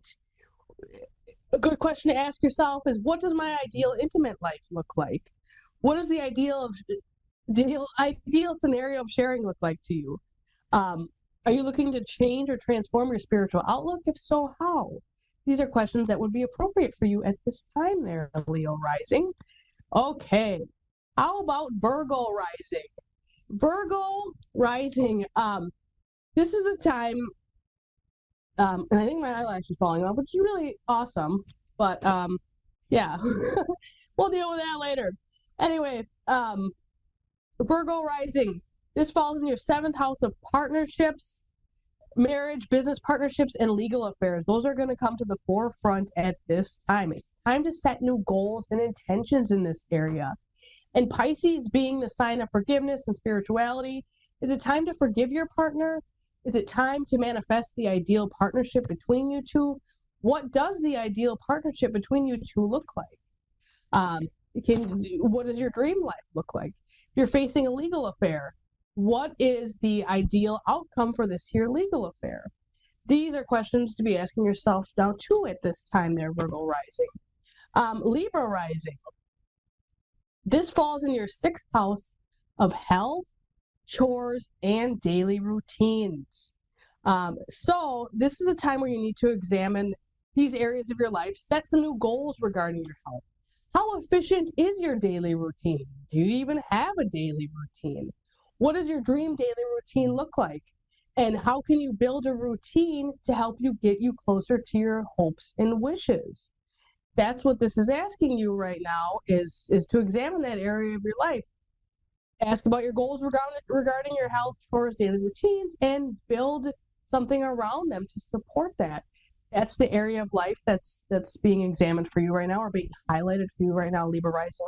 And also pets might factor in there too. So you might have something going on with your pets, or be getting a new pet too. So yeah, that's what you got to look forward to there, Libra rising. All right, Scorpio rising. This is a fun one for you, because this falls in your 5th house of pleasure, romance, creativity, fun, children, gambling, my favorite. But anyway, this is a time to start a new creative project, to have some fun, to maybe start a dance class, to just do something to express yourself creatively. What are you doing? What does this ideal scenario look like for you? What does your romantic life look like? What does your ideal romantic life look like? These are questions that you should be asking yourself at this time. How's your relationship with your children, if you have any, or children in your life? What's the ideal manifestation there? What do you want to create new there? That's what's being asked of you right now there, Scorpio rising. Sagittarius rising. Have you been in the mood to remodel, Sagittarius rising? Do you want to redecorate? Do you want to repaint your house? Do you want to move maybe? Themes of home, family, roots, origin, and your emotional disposition come to the forefront at this time for you there, Sagittarius rising. So what does your ideal home life look like? What does your ideal bedroom look like? Is it pink? Is it blue? Is it black? Where would you like to live ideally? These are questions that you can be asking, or you should be asking yourself at this time. As far as your emotional disposition goes, are you forgiving too much or not forgiving enough towards others, at home especially? Are you being taken advantage of, and vice versa? These are also questions that are appropriate for this here new moon in Pisces. Capricorn, this new moon for you is all about communication, learning, thinking, siblings, short distance travel, neighbors. Sounds like a hodgepodge of keywords, and it kind of is. But anyway, is there something in the way you think that needs to change? Do you need to forgive yourself for not knowing then what you know now? What new things are you trying to learn? Are you trying to take a short distance trip to a neighboring city? Maybe that's time to set a goal around that. Your siblings and neighbors, what does your relationships with them look like? What do you want to manifest there? Words are hard. What do you want to manifest there in your life? Also, it's a great idea or a great time to take tests, fill out forms, start a new course, write letters, do any sort of communication that you've been putting on the back burner. This is the perfect time to do that. All right, Aquarius. This is the perfect time to set forth with financial stuff, possessions, money, things of value. Do you have a financial plan in place? Have you been trying to put a financial plan in place? What does your ideal financial plan, aside from winning the lottery, look like? This is the ideal time to examine that. It also has to do with your self-worth and self-esteem. How do you view yourself? And is it accurate? Do you want to view yourself in a better light? Are you beating yourself up for the past? Do you need to forgive yourself? Pisces deals with forgiveness. There could be a theme of forgiveness here for you too as well. That's what this new moon in Pisces is asking of you, Aquarius rising. And last, but definitely not least, is Pisces rising. This is like your personal new year. So it's a time to start fresh on your appearance. A great time to get a haircut, change your wardrobe, to change your gender if you want to. I mean, maybe that's more of a 5th house or 8th house thing. But anyway, we can just go with it. And also how you present yourself to the world. How do you present yourself to the world? How do you want to present yourself to the world? Are you coming across in a way that's authentic to you? Or are you being a little bit fake, perhaps? These are all questions that are appropriate to ask yourself at this time of year for you, Pisces. This is a big new moon for you. So use it to your advantage. You're going to have a lot of time to shine right now, a lot of confidence. This is a perfect time to make a good impression on people. One second. I'm dealing with Saturn in my 4th house of health right now. And Saturn's in Aries. It's in my 6th house of health right now. Anyway, I've been not feeling great the past few days, and I believe that to be the case because Saturn is kind of oppressing my energy, for lack of a better term. So I don't know if any of you have been through these Saturn transits. I know I jumped from the new moon to Saturn, but anyway, I got a frog in my throat here that reminded me of that. But where's Saturn at in your chart? I'm curious to know. But anyway, back to the new moon. I'm just all over the place today. New moon in Pisces happening tomorrow. Great time to journal, to set intentions, to set goals, because you have the energy of the universe behind you to help you manifest those goals. So let us know in the comments, what are you going to manifest? Where is this falling in your chart? And if you don't know and you want some help, please reach out to me and I can help show you where this is in your chart. We can do a reading, see what the best way to work with this energy is for you. As always, it's been a pleasure. Thank you for being here today. I've been a little disheveled, but we got through it, as we always do. So thank you. Que tengan un muy buena semana y nos vemos la próxima semana. Have a great week and we'll see you next week.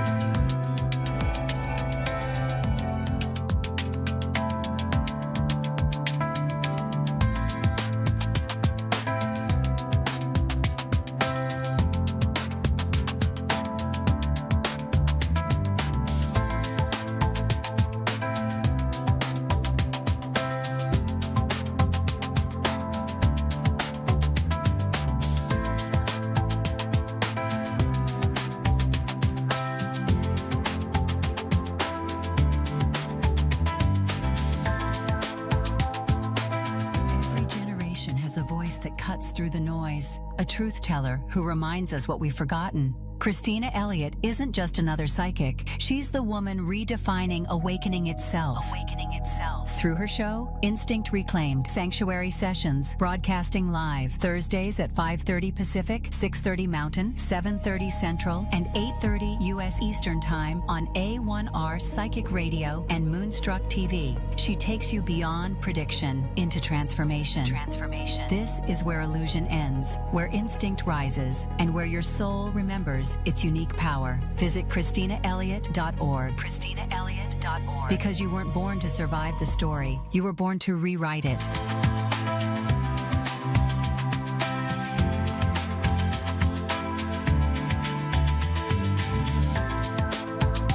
You're listening to A1R Psychic Radio, Earth's #1 Psychic Radio Network and watching Moonstruck TV, enlightening television.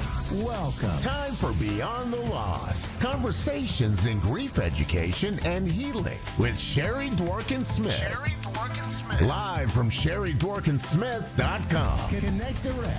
In North America, dial 888-454-2751. In London, 20-3519-2158. In Sydney, dial 02-8488-3147. Or online, contact us through our Facebook page, facebook.com/psychic radio. Or one of our websites, askoneradio.com or moonstruck.tv. This is Beyond the Law on A1R, the Ask One Radio Network.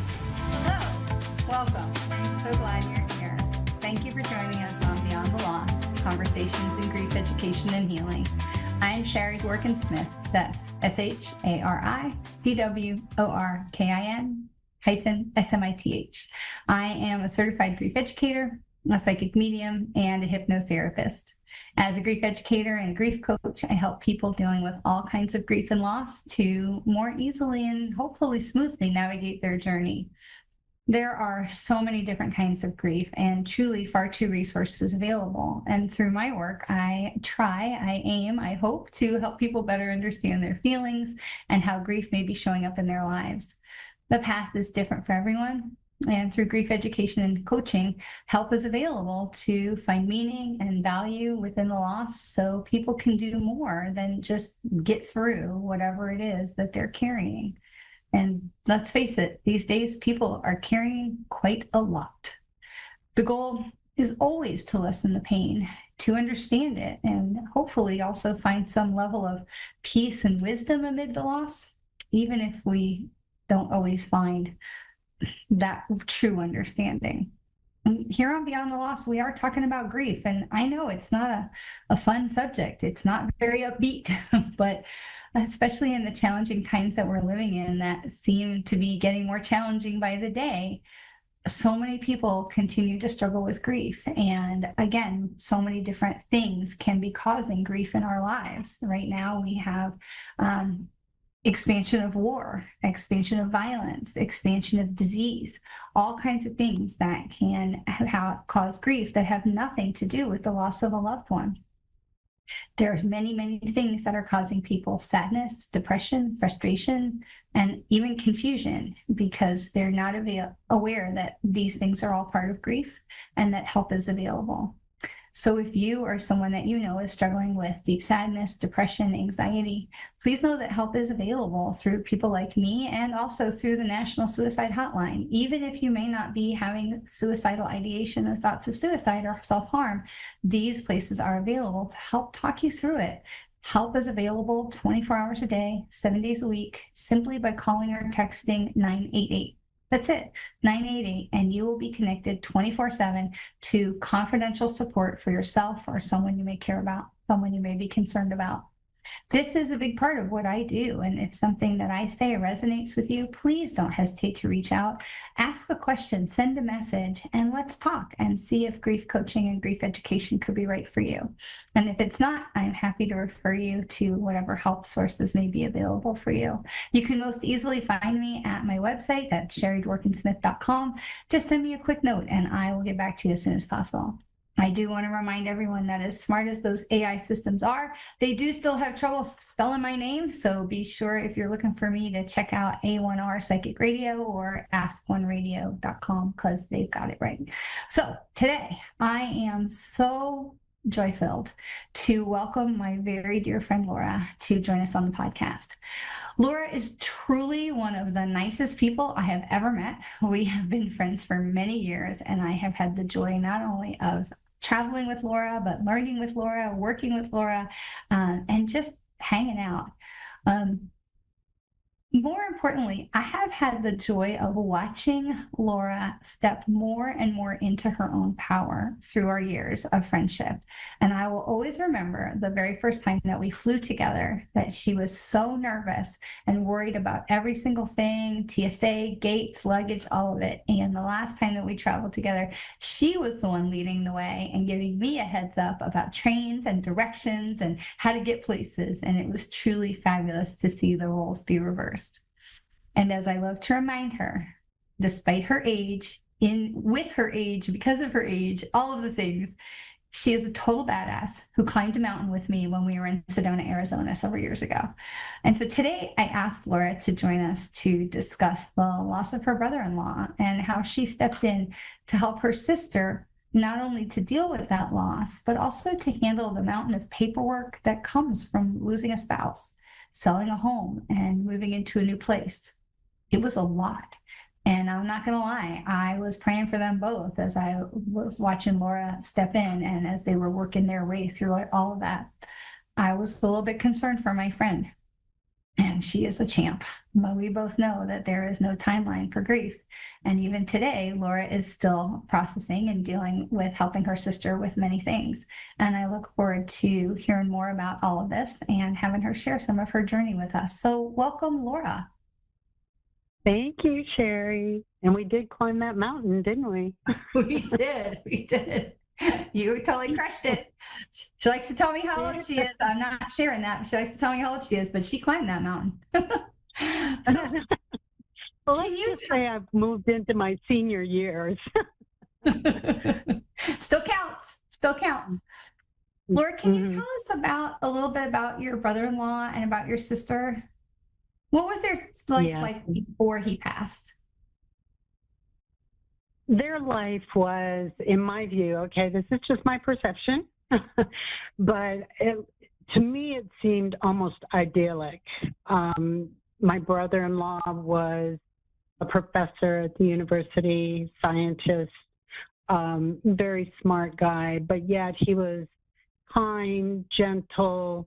Not that scientists aren't, but he had a very sensitive and soft side to him, and very funny. I loved his humor. He was just a really wonderful guy to be around. And my sister was just creative in everything. She could sew. She was a beautiful artist, especially with watercolors. Just had an eye for fashion and home decor. And she was in love with vintage items, so she would spend, weekends and trips to flea markets and bazaars and things like that. And her home was so unique and cozy and really fascinating. So they lived this really quiet life. However, they have an autistic son. Let me put it this way. He was diagnosed with Asperger's. So he was on the spectrum and misdiagnosed sometimes over the years. But her primary focus was on him and ensuring, well, both of them actually, but ensuring that his environment was as stable as possible as he grew and moved through various stages in his life. So they lived in the same home. They were married for 54 years and lived in the same home for 50. Wow, that's amazing. That's such, wow. Just so many milestones there. And so beyond your sister, how did this loss, because this was your brother-in-law, and I know, for me, having lost my brother-in-law, my ex-brother-in-law this summer, and even though he and my sister were divorced and they weren't, married near as long, I was really surprised by how that loss had affected me. So can you speak a little bit to how the loss of your brother-in-law affected you personally?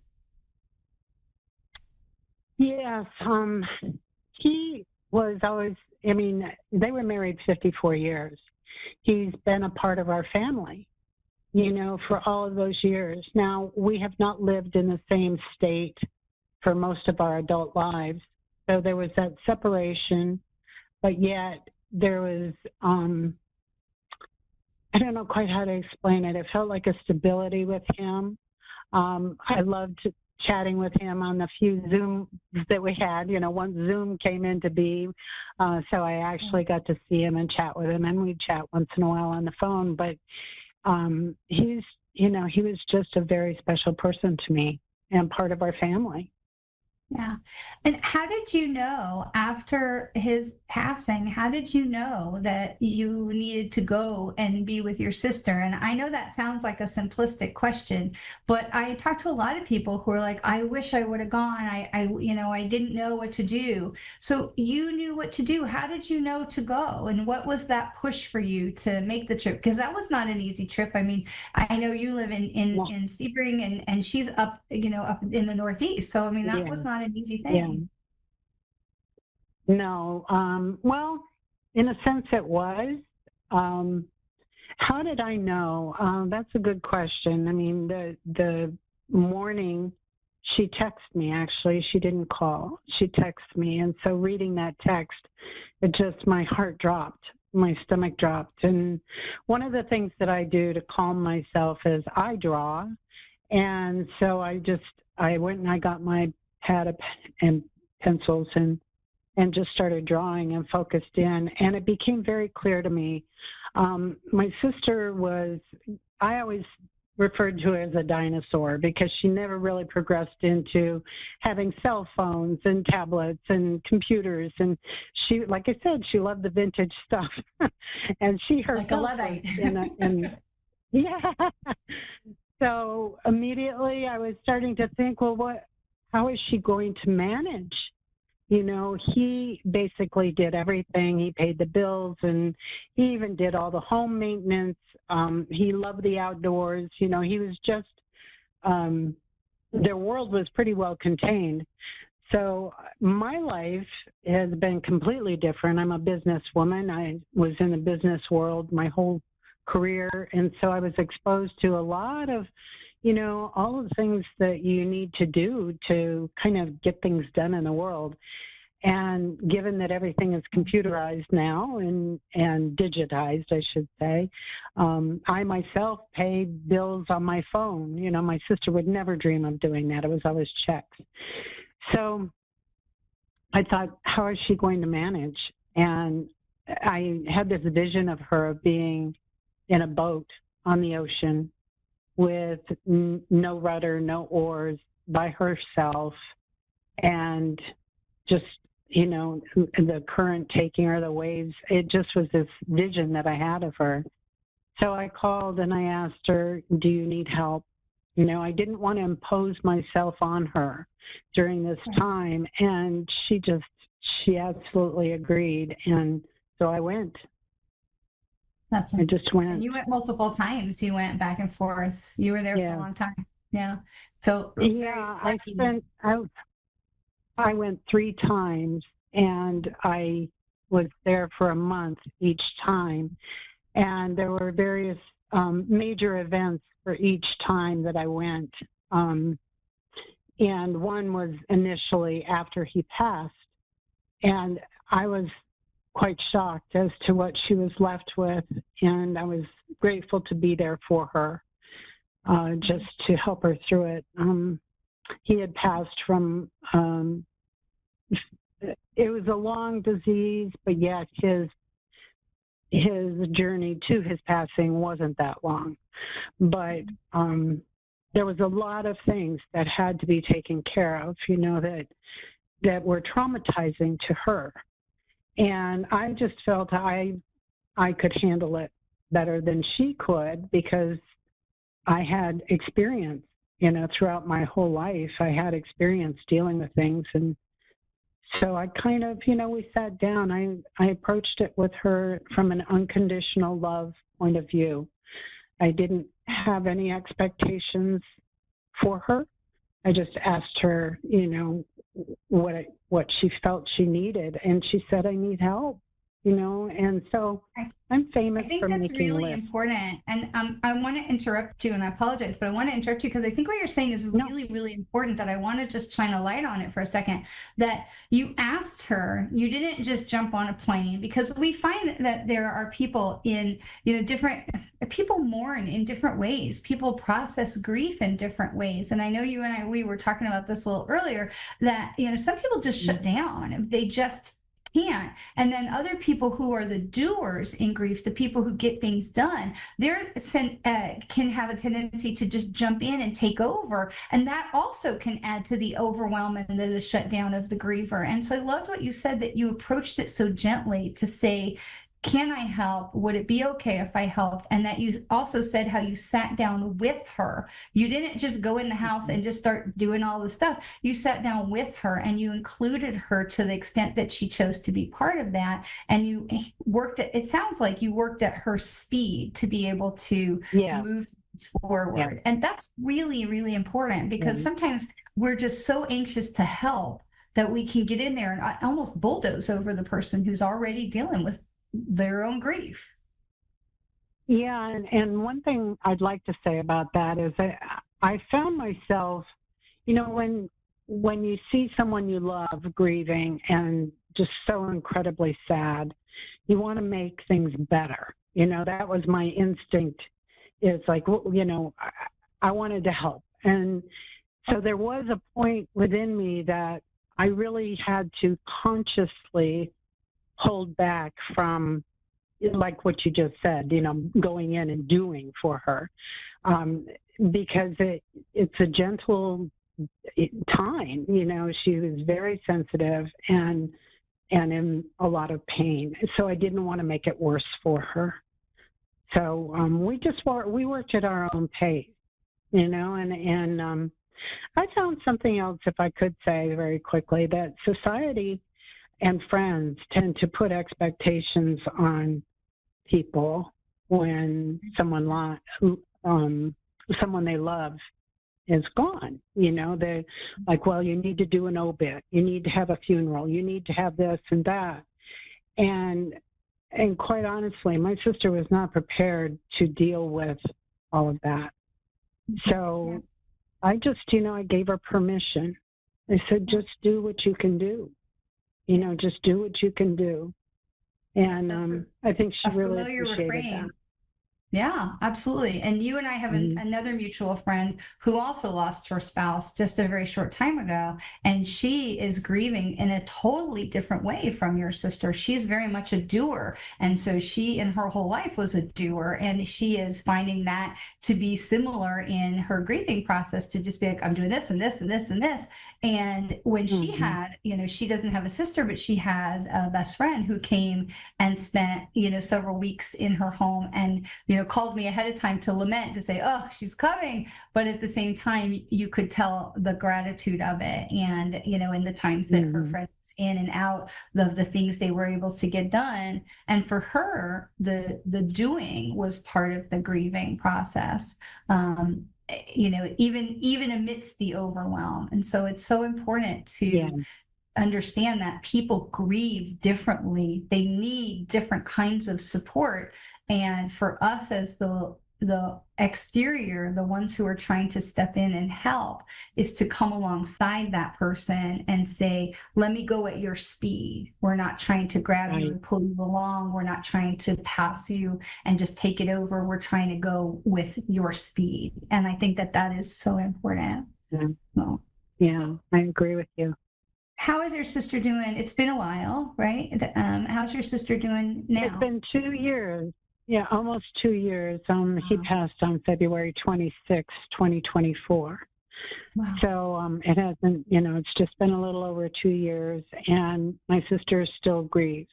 It's been very difficult for her to see her way out of things, but I must say that she had to sell her home.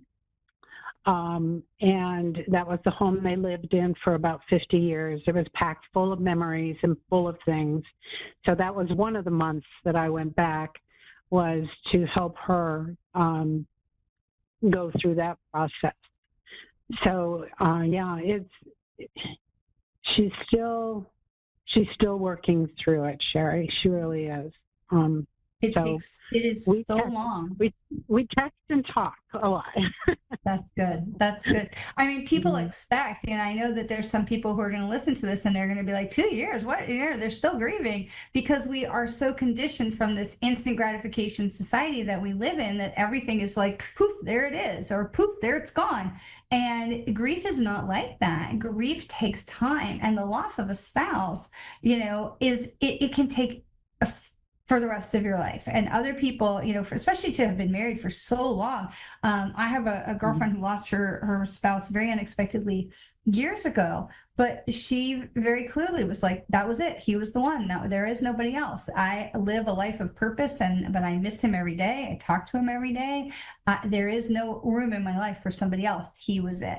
And there is no timeline for grief. And I remember when I was young, somebody said, when you have a breakup when you're young, you say, oh, well, the length of time of the relationship, half that time is how much time it takes you to get over it. And I just remember thinking at the time, what a load of baloney. It just takes the time it takes. And, we are so impatient in our society that 2 years along is nothing for the loss of a 50-year relationship. It's a blink. Yeah. And I think about the changes that she's had to encounter during this grieving process. She moved out of this home. She's had to take on, terrible loss there. All of the familiar things, the memories, the safety, security. That's everything. A whole other loss that's compounded on top. Oh my gosh! And then moving into a new place. The whole move was a big change for her. Her friends are even treating her differently, which is an interesting, outcome of all of this. And so there's been tremendous upheaval in her life.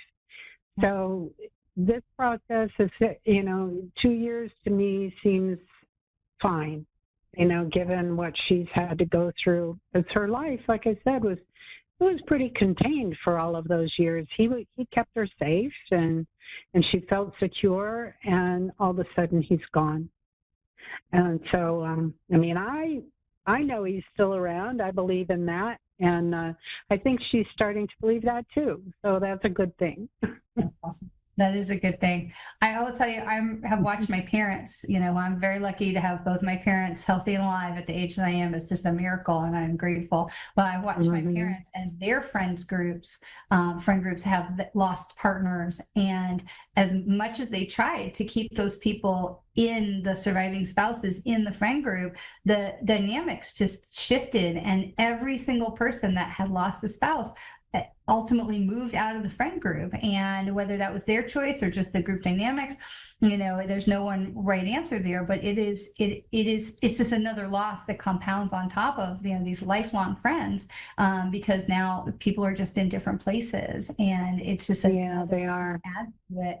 But I love what you're talking about, of knowing that your brother-in-law is around. How do you know that he's around? Now, we know this is a channel of psychics and mediums, so we talk freely here about the other side.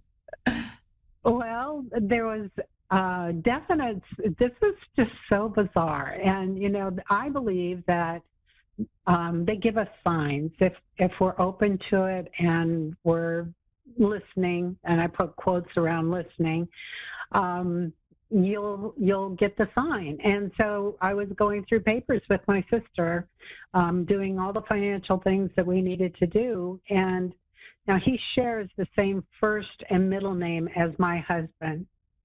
So that was always, kind of a unique thing that we had going.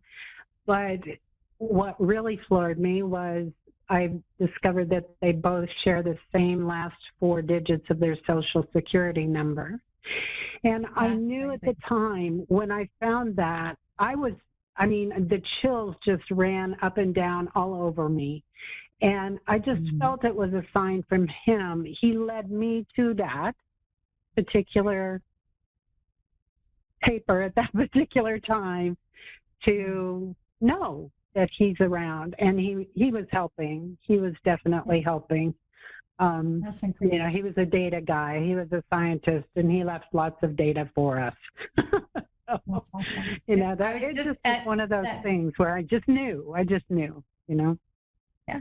And you know what? If you have doubts, if anybody that's listening has any kind of a doubt, I'm telling you, please do go to my website and check out my latest blog post, Our Loved Ones Are Talking, because this just happened to me with my cousin when she was here visiting with her daughter just a couple weeks ago, that her mom was sending us all these signs that she was around and paying attention, that we were together and visiting with each other. And I mean, it's just incredible that our loved ones truly are sending us these signs. It's just so often that we see these things and we go, oh no, that's coincidence, and we just brush them off. But our loved ones are on the other side going, hello. So I just think that's amazing when those things happen, right? Yeah, I definitely believe it. And the thing is, I'll say very quickly, she was really not a believer. She was always kind of skeptical of, I was her weird sister. But I think that might be shifting a bit now. It might be shifting a bit. It's amazing once people start to see those things and they're like, wait a minute, I can't deny like what I'm seeing right in front of me. And it really starts to get those cogs of the brain going, well, maybe. And the loved ones on the other side are going, yes, let's send some more stuff. Yeah. Is there anything that you learned on this journey that you feel is important for others to know? Well, we've already touched on the main thing, I think, and that is that I think that that whoever is going through the grief process, we need to allow them to be who they are, not make them do what we want them to do. But I really felt that we were like, how do I want to put it? There's a song that I listen to called Water, and it's by a gentleman named Daniel Namod. And he talks about how water just flows down the mountain, and it guides, it takes the easiest route, basically. And I like to think of my life as a metaphor of that, moving through life like water. So if we start resisting and moving against these obstacles, it makes it difficult. It makes it harder. And so she was grieving, and that love for her husband was flowing, and she was in this process. So why do I want to come in and be this boulder in the stream, so to speak? So I wanted to be the one that helped, be the rudder or the oars and just gently guide her through the process. However she needed to be guided. And that's what I learned. That would be the one thing. That is a beautiful analogy. Absolutely amazing. Laura, thank you. Thank you so much for being with us today. Thank you for being willing to share about your journey. It's so great to have you here, and I'm sending you and your sister a big giant hug. I'm sending you and your husband a big hug, and Abby the dog, who then will thank her for being so well behaved.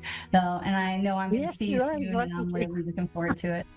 So thank you so much for being. Thank you, Sharon. So. Yeah, and thank you for asking me. I appreciate it. Absolutely, absolutely. And as for me, you can find me live on my Facebook page on Mondays at 4:30 Eastern for channeled information and collective card readings for the week, where I share channeled information and card readings to help us get through the week, along with individual oracle card readings. Those videos are also posted on my YouTube channel. This will be our last guest. Next, we will have a replay next week, and the last week of March will be our last podcast here on A1R Radio. So be sure to tune in. We are all struggling with something. We don't have to do it alone. So whatever kind of grief you're carrying, whether it's the loss of a job, a pet, a personal relationship, just know that your feelings are valid and that we're all going through it with you. So thank you for joining me on Beyond the Loss, and we'll see you in 2 weeks. Bye.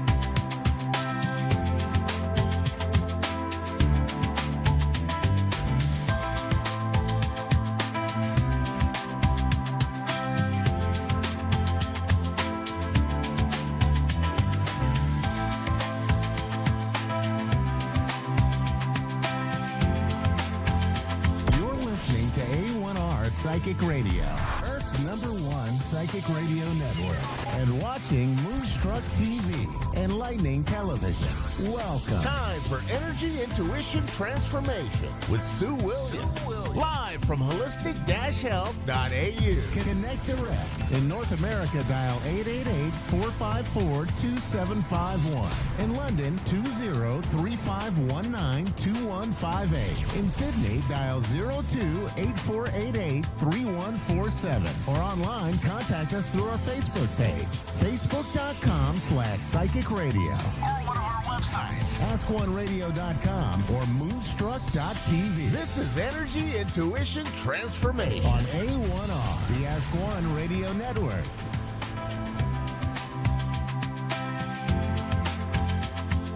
Hello, beautiful souls, and welcome to this week's episode of Energy Intuition Transformation.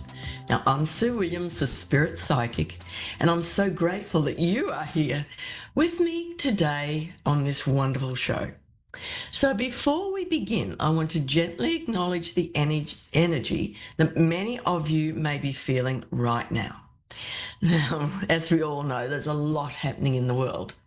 There's tension, uncertainty, and upheaval, particularly with ongoing conflict and instability in different regions, including the Middle East, and of course the involvement of larger global powers. Even if these events are physically far from where you are, energetically they can feel very close. Sensitive souls, empaths, and intuitives often pick up on the collective energy. So you may feel unsettled, distracted, or unsure about the future. You may notice your thoughts drifting, your focus wavering, or your nervous system feeling heightened. And in times like this, it becomes even more important to return to your center, to your intention, to your inner vision, to what you're here to create and contribute to everyone, to the world. Because while the world may feel uncertain, your path still matters, and your energy definitely does still matter. And this week's Oracle card brings forward a powerful message of focus, courage, and alignment. And this week I was drawn to use the Archangel Michael Oracle card deck, which is was made by Doreen Virtue, who is someone many of you will know. And I just felt at this time we needed the guidance and protection of Archangel Michael. And his mighty sword, he's overlooking us all the time. So all we need to do is ask for his guidance and protection. And the card that I drew, you probably won't be able to see it very clearly, but the card is called Keep Your Eyes on Your Targeted Intention. And there is a prayer here at the bottom. And the prayer is, thank you, Archangel Michael, for helping me focus on my inner vision and intention. I ask for your guidance in releasing any fears or doubts, granting me the confidence and courage to take action towards realizing my dreams. Oh, and this is such a strong and supportive message, allowing us to look for peace in not only our own lives, but in the lives of everyone in the world. And of course, Archangel Michael is often associated with protection, clarity, and courage. His energy helps us cut through fear, distraction, and uncertainty, so we can stay aligned with our own truth. And this beautiful card, it reminds us that even when the world around us feels chaotic, we are not meant to lose sight of our own path. We're not meant to abandon our dreams or shrink our vision for the future. Instead, we're invited to anchor more deeply into it. So let's talk about focus in a distracted world. And oh my goodness, how distracted is it at the moment? And of course, right now, it's very easy for all of us to become distracted. Well, there are the news cycles, social media, conversations about global events. And all of it can pull our attention outward, often into fear or overwhelm.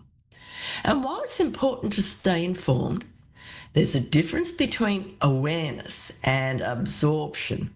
And when we absorb too much external energy, we begin to lose connection with our own inner guidance.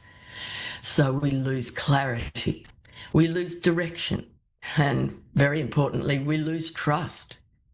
So this card is a reminder to gently bring our focus back to your intention, back to what you are here to create, and back to the energy that you want to embody in your own life. Because your focus is powerful. And remember, where your attention goes, your energy flows. So, as we do every week, why don't we have a brief meditation? This week's meditation is called Anchoring Your Intention. So let's take a few moments now to reconnect with your inner vision. And of course, as I always say, remember not to listen to this meditation while driving or operating any machinery. And if you need your full concentration at this time, please listen with your eyes open and return to the experience of this meditation with the replay as many times as you like. So, if it is safe and you're able to do so, gently close your eyes. Begin by taking that slow, deep breath in and release it softly.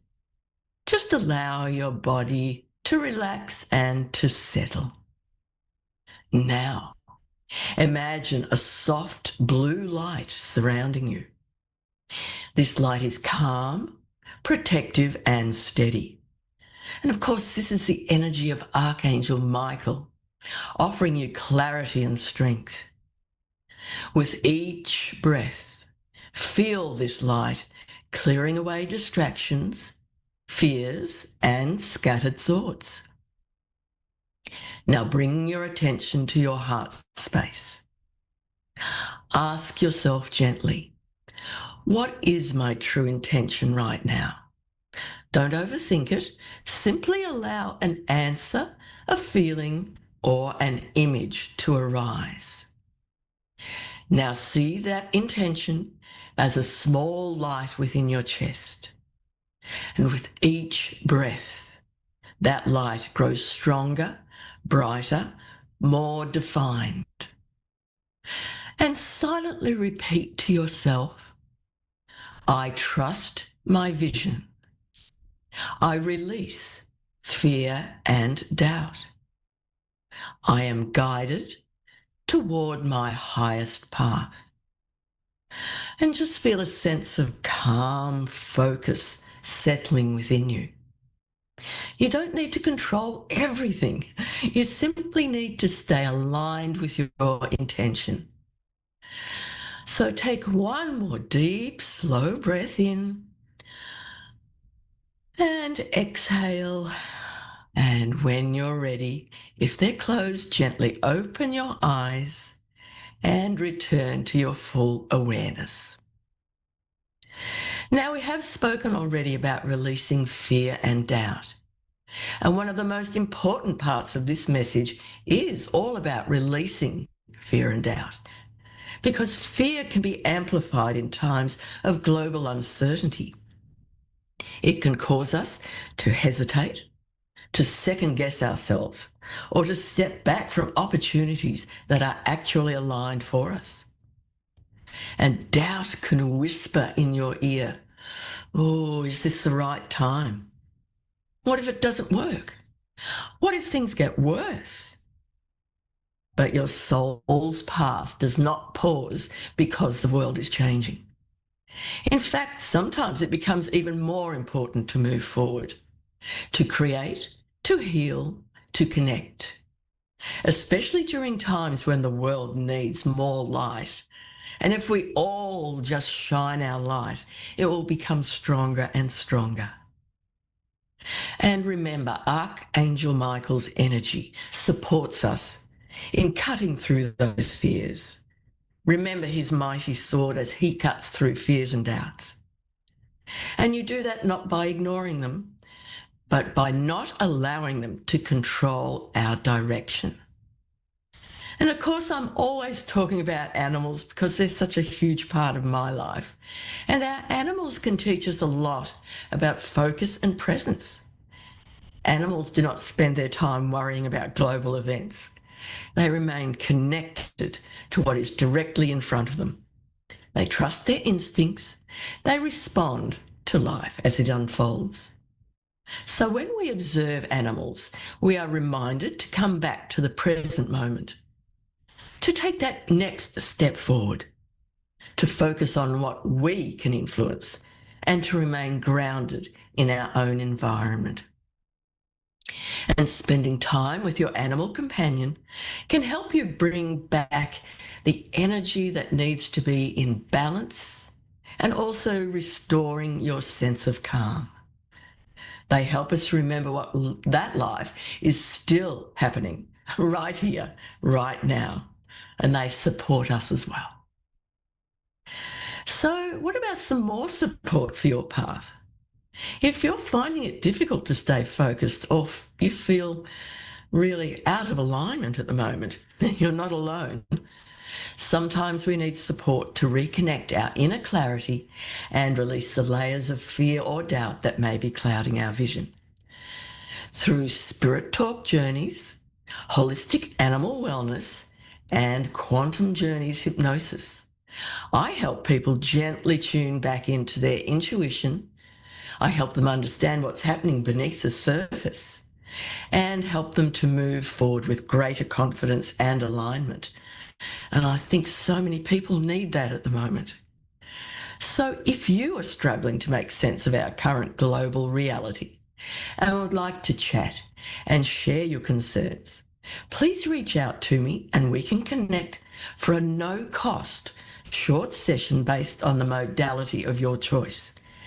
And of course, you can learn all about my modalities, all the various ones I offer, by going to holistic-health.au, where you can explore the different pathways available and reach out via the contact form if you feel guided to connect. And we can hop on a Zoom. We can have an actual face-to-face conversation. How wonderful would that be? You can share your concerns. I can offer ways that will assist you. And really, I would just love to help anyone who needs my assistance at this time. So thank you to Archangel Michael for allowing me to share all this today. And remember that sometimes the most powerful step forward begins with simply asking for support. So this week's message is clear. Keep your eyes on your targeted intention. Yes, the world may feel uncertain. Yes, there may be noise, distraction, and fear, but your path is still unfolding. Your purpose is still valid. Your vision still matters. And you don't have to have all the answers. You simply need to stay connected to your intuition and take one step forward at a time. Call on the energy of Archangel Michael if you need strength, and allow yourself to release what no longer serves you. So until next time, have a blessed week. Stay grounded, stay focused, and trust in the quiet power of your own inner vision. Bye for now.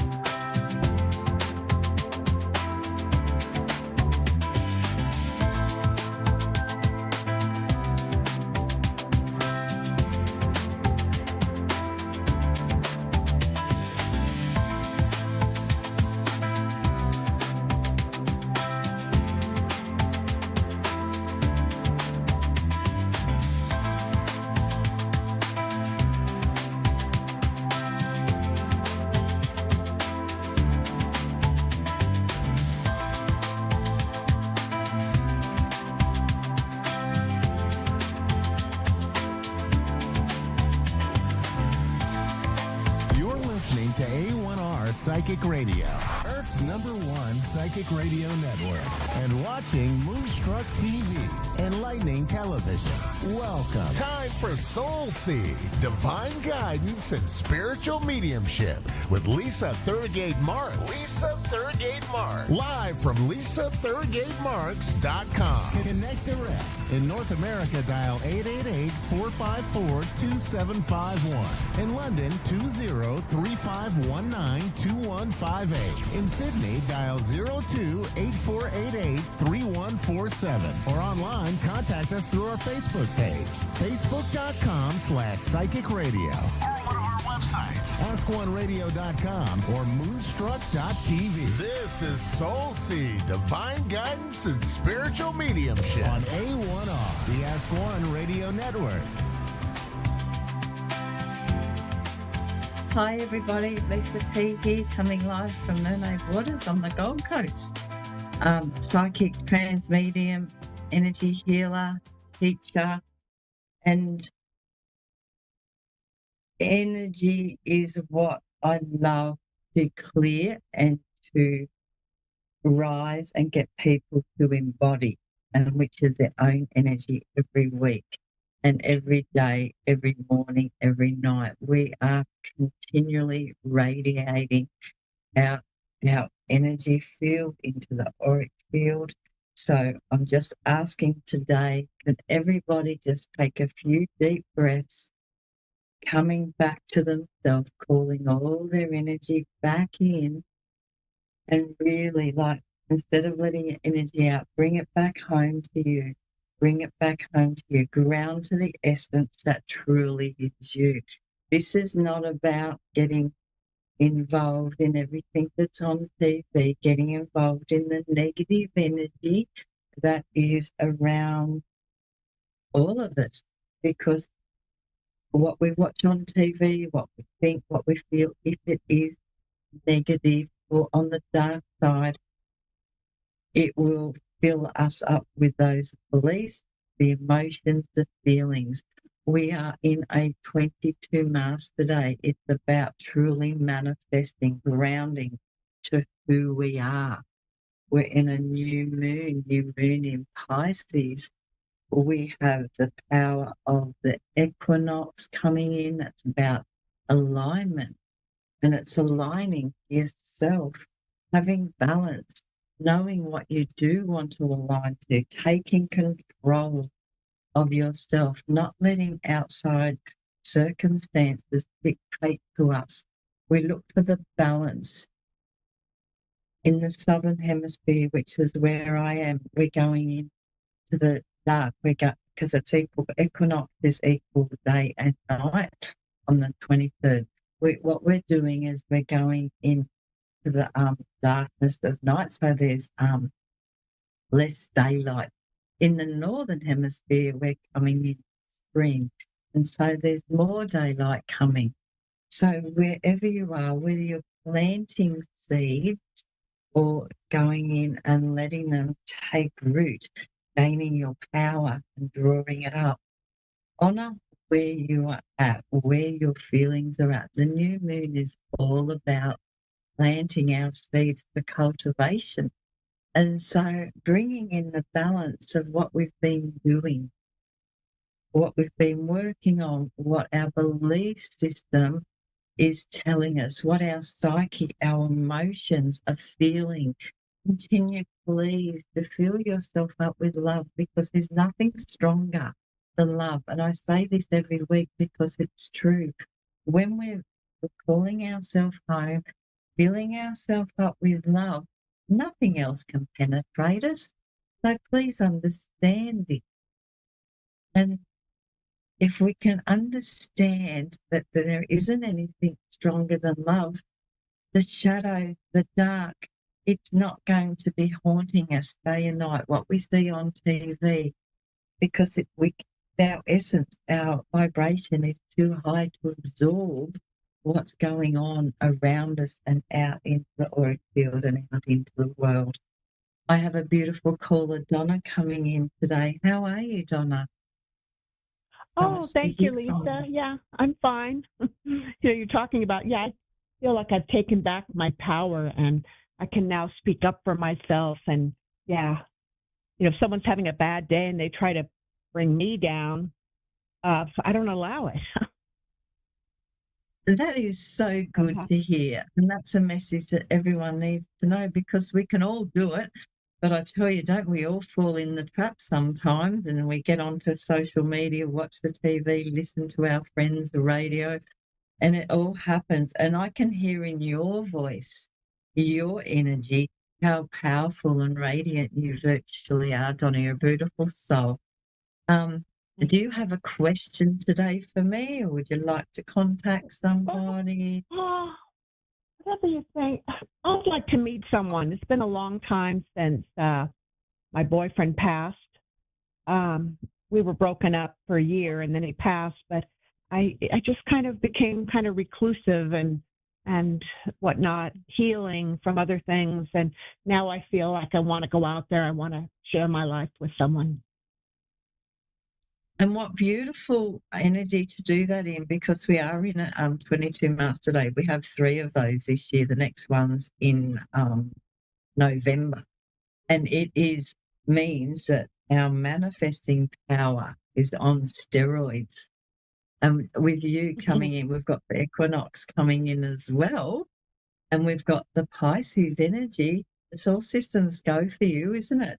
When I was looking into you before, there's, I don't know, I just feel that, can you just please release the last bit of energy that you are carrying, the grief, so that you can fill yourself up that little bit more?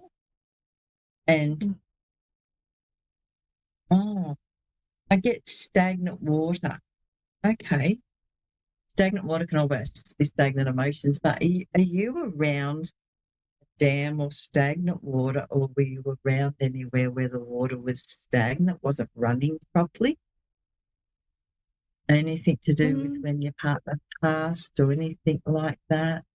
Well, actually, yes, he drowned.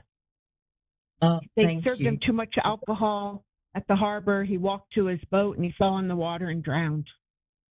And he drowned, the stagnant water. Donna, my apologies, because I am a medium. I go into my deep meditative state before I even come on here.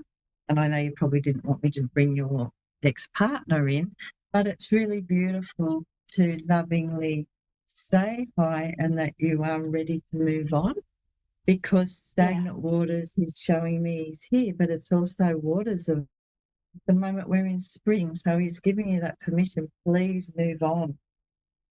Because there was something just holding you back, and you've done the work, but he's coming through saying it's a magical time for you to do your rituals.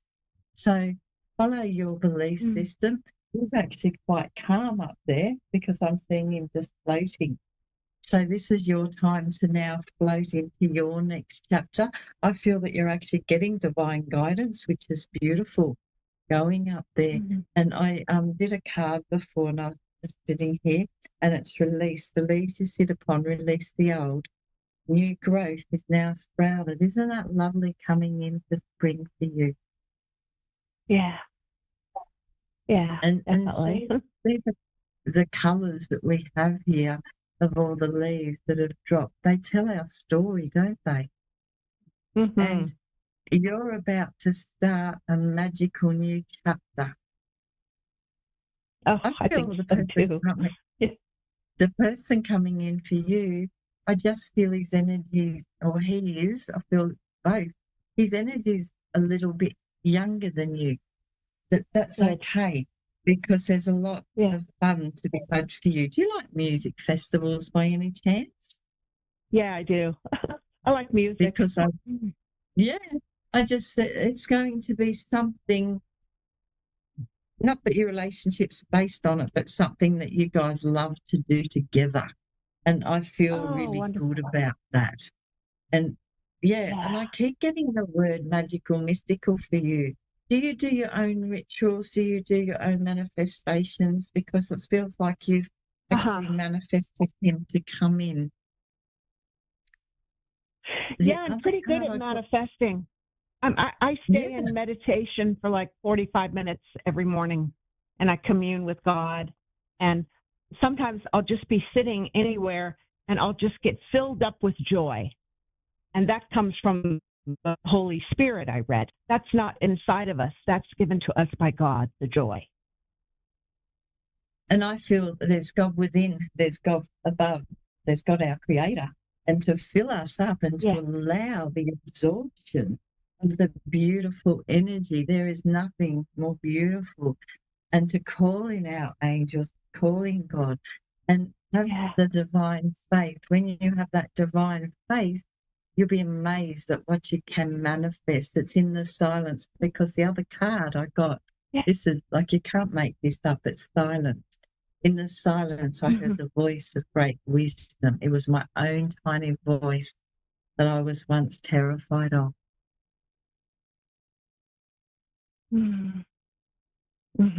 Because you are now trusting yourself. Yes. You're going to. Oh, Lisa, you're so right. Finally. Yeah. I'm trusting myself. Finally. Yeah. You're connecting to your heart of hearts. You're connecting to your soul. You are bringing first the love that's into you. Once you bring your love in, then you're vibrating so much higher, and you're going to meet someone on your level. And I just feel this music. I feel this dancing. I feel community. There's a lot of community around you, but I feel keep your faith very strong. By summer. Say that again? I didn't know. What did you say? By summer, I feel that you will be in a loving relationship. Like a really a proper relationship where you're actually having Christmas with them. Oh, wonderful. I feel comfortable in saying that, because I'm not only feeling that, I'm getting guidance from above. And the beauty that's within you is very much worthy of this beautiful relationship, this beautiful connection. So keep radiating, keep spreading your love to others. The more that you spread your love, the more that you're rewarded. And I know you do, because they're showing me you spread the love to others. So please continue. I actually get you baking. Do you like baking, like cooking, baking? So I'm getting I cook for myself. Yes. And so cook with love and nourish your system. We all need to always be nourishing our insides as well as our outsides, doing our movement. Keep up the movement with the dancing as well. The more that you meditate, the more you're connecting, the more love and joy and the healing energy that you are spreading to others. You're an absolutely beautiful woman, Donna. So remember, it's releasing and listening. So if we release them in the silence, we'll hear the sounds of our heart and our tiny voice. Connect your intuition, trust your intuition. I love that love's coming through. We've got a good validation that your ex who passed away has came through, and he's helping you as well. All my love to you in this beautiful equinox season, the 22 Mars today, the new moon. Really sit hand on heart, feeling to the love, and you know that what you mirror out, you'll get back. All my love to you. Bye for now.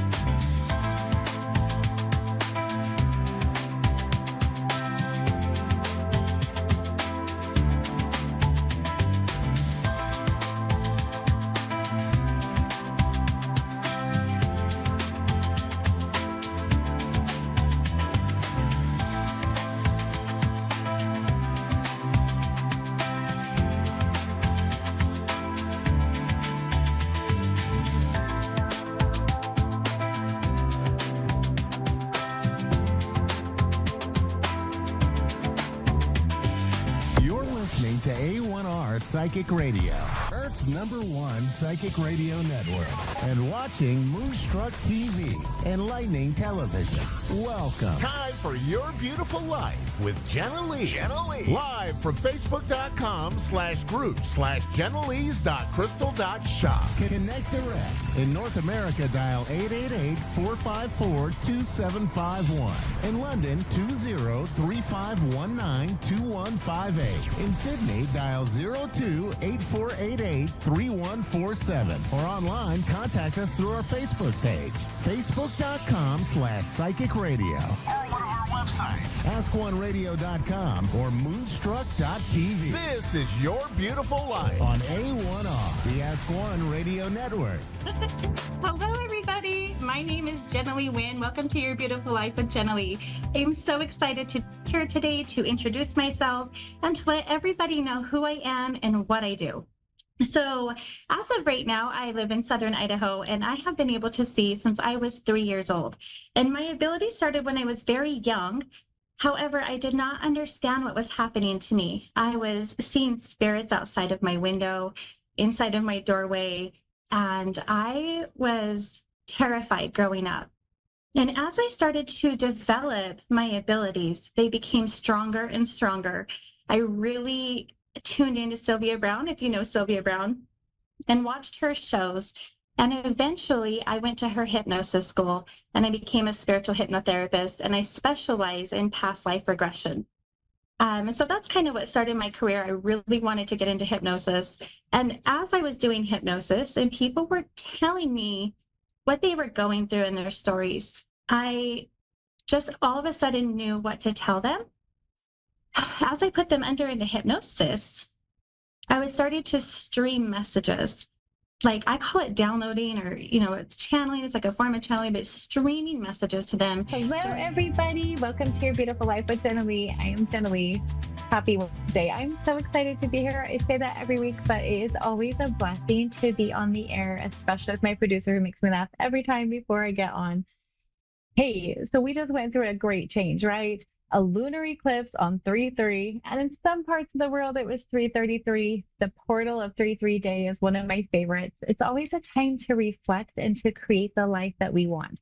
So I don't know about you guys, but I definitely did my gratefuls for the day and reset my intentions for what I wanted for this upcoming month and into the spring. I don't know where you're at, where you're watching from, but here in Idaho, it has been abnormally warm, 50 and 65 degrees when it should be in the 20s. So you're experiencing that spring tour, as I call it. This is when my soul comes alive. So I'm feeling great. Today, I have really been, thinking about the main questions my clients ask me throughout my career. And of course, one of the number one things that people ask me all the time is about relationships, love life, romantic partners. And so many people have been having such a hard time making connections or feeling like they have been trying to attract a partner in for a long time and can't do it. So, and this has been human life since I've been adult anyways. Years ago, I created this kind of like challenge, if you will, daily challenge to attract the perfect partner, to attract a relationship, a romantic relationship. And because that's the number one question right now in a lot of my clients' lives, I decided that I was going to teach you some of the techniques that I teach my clients on how to attract a partner, because people love that. People love love. So I just want to go into this. It's so exciting. So I had a client who had been single for, I think, almost a decade, if I can recall.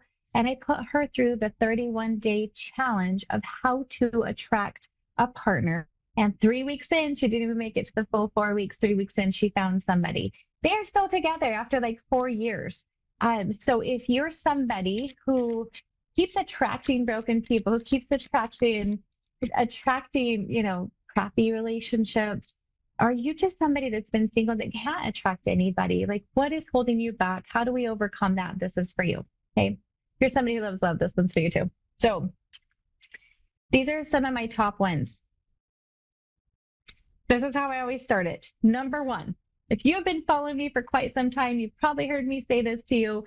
If you do not know what you want, the universe does not know what to send to you, right? So get clear on your intentions. go big or go home. Don't ask at all. That sounds rude. But what I do for my clients is I make them take a piece of paper and I make them split it down the middle, as we called it in elementary school, hot dog style. So we're just going to fold it in half right here. Okay. On the left-hand side, you're going to make your list of cons, what you don't want. And you know what you want because you know what you don't want. So I would, make a list like, I don't want somebody who doesn't have a sense of humor. I don't want somebody who won't dance with me. I don't want somebody who doesn't know how to cook. I don't want somebody, anyway, so then you're going to counter it on the right side of the paper with everything that you just said. I want somebody, I desire somebody who loves to dance with me. I desire somebody who cooks good food.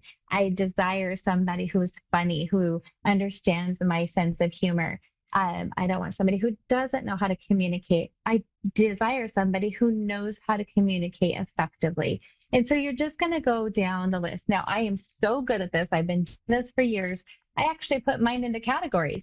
What do I want his personality to be like? If you want to get really, really, really descriptive, what do you want him to look like? Do you have a certain type of partner that you're attracted to? What does he like at home? What's his personality like? You want to get really descriptive. You're going to go into your love life, right? What does your intimacy life look like? And you're just going to start writing that down. Now, for myself, I take this a step further. I write it down every week. I keep it fresh in my mind. Again, if you do not know what you want, the universe doesn't know what to send to you. And if you're not thinking about it on a regular basis, how are you going to track that in, right? You have 60,000 thoughts a day or more. If you are not focusing on, what it is that you're desiring and actively pursuing that, how are you ever going to get what you want? So I write mine down on a weekly basis. Then I personally take it a step further and I write maybe little tidbits of what I want, what I desire, and I post it all around the house. Excuse me. So everywhere I go, it's fresh in my brain. Every time I open the fridge, it's on the fridge. Every time I go to the bathroom, it's on the mirror. Every time I go get in the shower, it's by the shower. Every time I am in my room, it's on my door, right? So everywhere I go, I'm being reminded of exactly what I want. And I find that so effective. Now, I do that for everything, not just romantic relationships.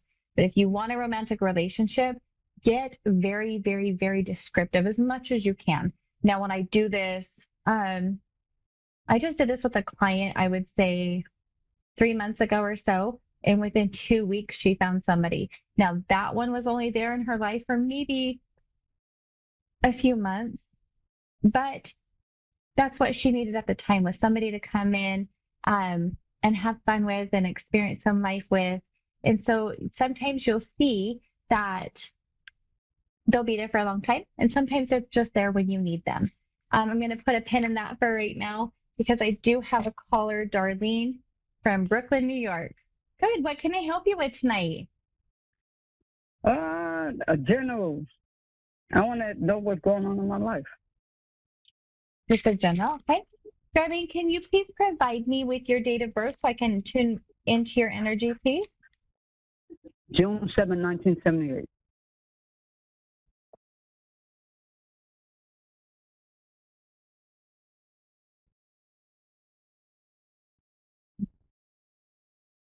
Okay, take a deep breath for me, please. Your energy looks pretty guarded. So it's a little harder to tune into right now. Darlene, do you have a harder time trusting people in your life? Yeah, that's true. Yeah. Yeah, okay. I'm just nobody. So the reason I can tell is because immediately when I get your numbers, I can always see the energy and tune right in. The people that do not trust others very well, your energy is so sucked tightly to your energy field that it will not let me in. And so that's why I'm like, take a breath, okay? So while I'm waiting for your energy to pop out and to let me in, okay, let me see. Yeah. Oh, okay, I gotcha. You're a little bit of a worrywart, aren't you? You overthink and overthink and overthink things. Yes, me. And you have anxiety frequently? Yes, I do. Yup. Yeah. I can feel it in my stomach. My stomach gets so tight and so tense. That's how I can feel it. But okay. So you've had a lot of loss in your life? People coming and going, or Well, I just mostly going? recently lost my uncle in November. Wait, near Halloween. Oh, okay. Were you close to him? Yeah. Yes, I was. It's like a uncle father figure. Yeah, okay. And then other than your uncle, have you frequently seen people walk out of your life or leave life, or having a loss of people in your life? Yeah. Because what they're showing me, the reason I'm asking is what they're showing me is it looks like people are frequently leaving, or maybe you feel left by yourself a lot. It's almost like you've had to learn how to do everything by yourself, or almost like a survival mode. Like you're always having to be alone to figure things out by yourself. So I don't know if that's how you feel or if that's what you physically have that's how I feel. Because me and my sister ain't talking. We ain't talked for almost 2 years now. Okay. And me and my boyfriend, we have fun and then we not. So I just face myself home sometimes. Okay. So, may I ask you, what is it that you're looking for? Are you wanting some healing?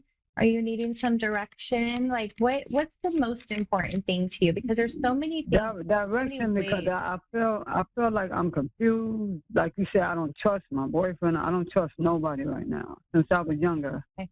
It seems like I'm not here. Like I don't know if I belong on this earth or what, but I keep getting stepped over. Every time I'm nice to somebody, I always get stabbed in the back. I don't know why I keep doing that. Maybe because I'm too nice. I don't think that it's because you're too nice. I think that you're having a lot of trauma. It looks like since you were very young, and some of it's generated. How do you know? Wow. Because they're telling me. You're telling the truth about everything. Wow. So just what they're showing me is... I had trauma in my relationships with domestic violence a lot. Yeah, you're right. I had trauma with that. But I'm going to take it a step further, because before I tell you this, do you believe in reincarnation or generational trauma? Yeah. I think I've been here before. Yeah, you have several times. And so you have a lot of also kind of like health problems too, right? Some type of health problems or chronic pain or something similar to that? I have asthma. I have high cholesterol. Okay. Mm-hmm. And do you frequently get pains up higher up in like your throat area as well? No, it's in my stomach. Oh, it's in your stomach. Mm-hmm. It's in my stomach, not my stomach. My throat good. It's my stomach. Okay, so I'm gonna just go into what they're telling me. Okay, so let me let it flow out so I don't get stuck in the message. But first of all, it is the reason that people keep stepping over the top of you or betraying you is not because you're too nice. It is literally because you're still carrying childhood trauma where you were shown that you weren't good enough kind of stuff. And you really have these emotions of not being good enough. So your vibration is emanating like not being good enough. And when you have that vibration, because you don't know any better, you were programmed with it, you keep attracting people into your life who probably come in and treat you really well, love bomb you, all that crap. And then all of a sudden they start treating you like you're not good enough.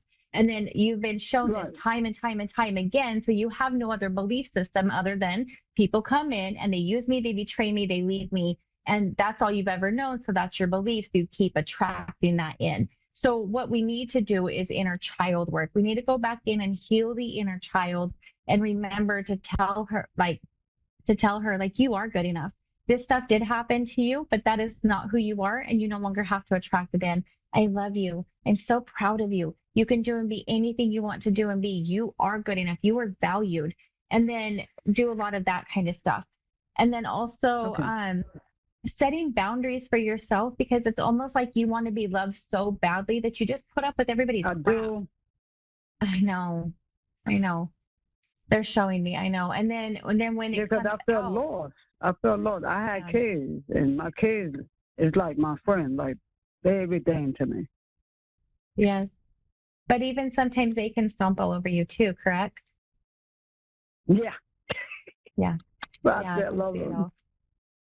Oh, I know. I know exactly how you feel because I'm super tuned into your energy now. But what I want to tell you is that the stuff that you've been through, that's not who you really are. I mean, it's hard to understand that because that's all you've been shown, but you're so beautiful. You're so kind. You're so free. You must like to sing a lot, huh? You like to sing a lot? Oh yeah, I was singing music on the bed, rocking my oldie goodie. Yeah. That the way that you sing, and you don't just sing, it's almost like you sing from the depths of your soul. Your singing is actually healing, and not just healing for yourself, healing for other people. So because that is your natural ability of healing, what I would recommend is you can is either choose songs that allow you to heal what you want to or make them up as you go. I did. So I did. you How did. that's Okay. music. Okay. I did that last night. You did. Okay. I love it because you're already naturally doing what you need to. Please just do me a favor, do yourself a favor, and take it a step further. And before you put on the music, say it out loud to the universe. Right now, as I'm singing this song from the depths of my soul, I am clearing out any negative energy that is attached to me that keeps showing me the patterns of betrayal, of using me, of leaving me, of not valuing me. And instead, what I'm wanting to attract is that knowingness that I am valued, I am worth it, I am loved, I am good enough. And then you sing your songs. You want to sing one, you want to sing two, you want to sing three, go for it because you're going to heal yourself with your own words of singing and your intentions. Okay. Yeah. But just know that when you get to that spot, and I believe you're ready for it because you have a lot of anger in your soul and it comes out from time to time. Yeah, I do have a lot of anger. I know. Use that anger as fuel to push forward. Don't let it control you because it'll drive you crazy. Let it fuel you to, have your goals. So what I do is I had to write down a list of my amazing qualities. And these are a list of my boundaries. And I'm not going to let anybody cross it. And if they cross it, say la vie, because I value myself enough to not be put through this crap over and over and over. And you will see a change that when you value yourself and put those boundaries in, you will start attracting the right people, places, situations, and opportunities for your highest and greatest good. And your life will start to shift. I do want to tell you one more thing. Some of the stuff you are experiencing is not coming from this life. It is literally coming from generational trauma. So your ancestors before you, as well as other lives.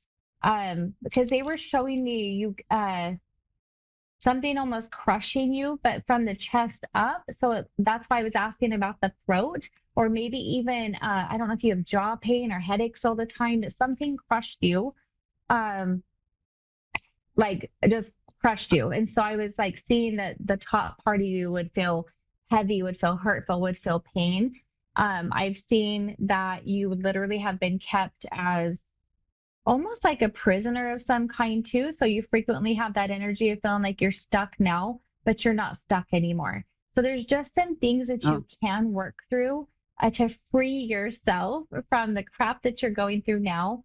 But just know, I do see that if you're doing these things that I'm telling you, you will start seeing a major shift in your life of happiness, of knowing that you belong, of being valued and loved for who you are in the next 6 months. But it will take work on your side because you've been through a lot of crap. So please know, if you do not actively work on this on a regular basis, you're going to keep doing the same cycle. But you can break free from this. I've been getting headaches. I've been getting headaches. That's a headache. Just remind yourself that came from a past life. That's not happening now, and you don't have to suffer from it anymore. And just kind of demand it out of your body. Because Darlene, the one thing about you is that you are so amazingly powerful. You just haven't learned how to use it. Please, if you have to use your anger to demand that crap out of your body, do so. And I would love to talk to you in the future about this. I've only got a few minutes left and I have to jump on with another caller. but you can find Okay, me no on problem. Your Beautiful Life with Jenna Lee on Facebook, okay? Okay, no problem. All right, good to talk to you. Good to talk to you too. Bye. Dave, will you pop that up for me one more time? Okay, thank you. We got Michelle from Beacon, New York next. Hi. Michelle, are you there? Hi, how are you? Yes, I'm good. How are you? I'm doing well. Thank you for asking. What can I help you with tonight? Just a few things. Let's see. I want to know how my son's future is going to be. Okay, say that one more time. Your son? Yeah, I would like to know how his future is going to be. Okay.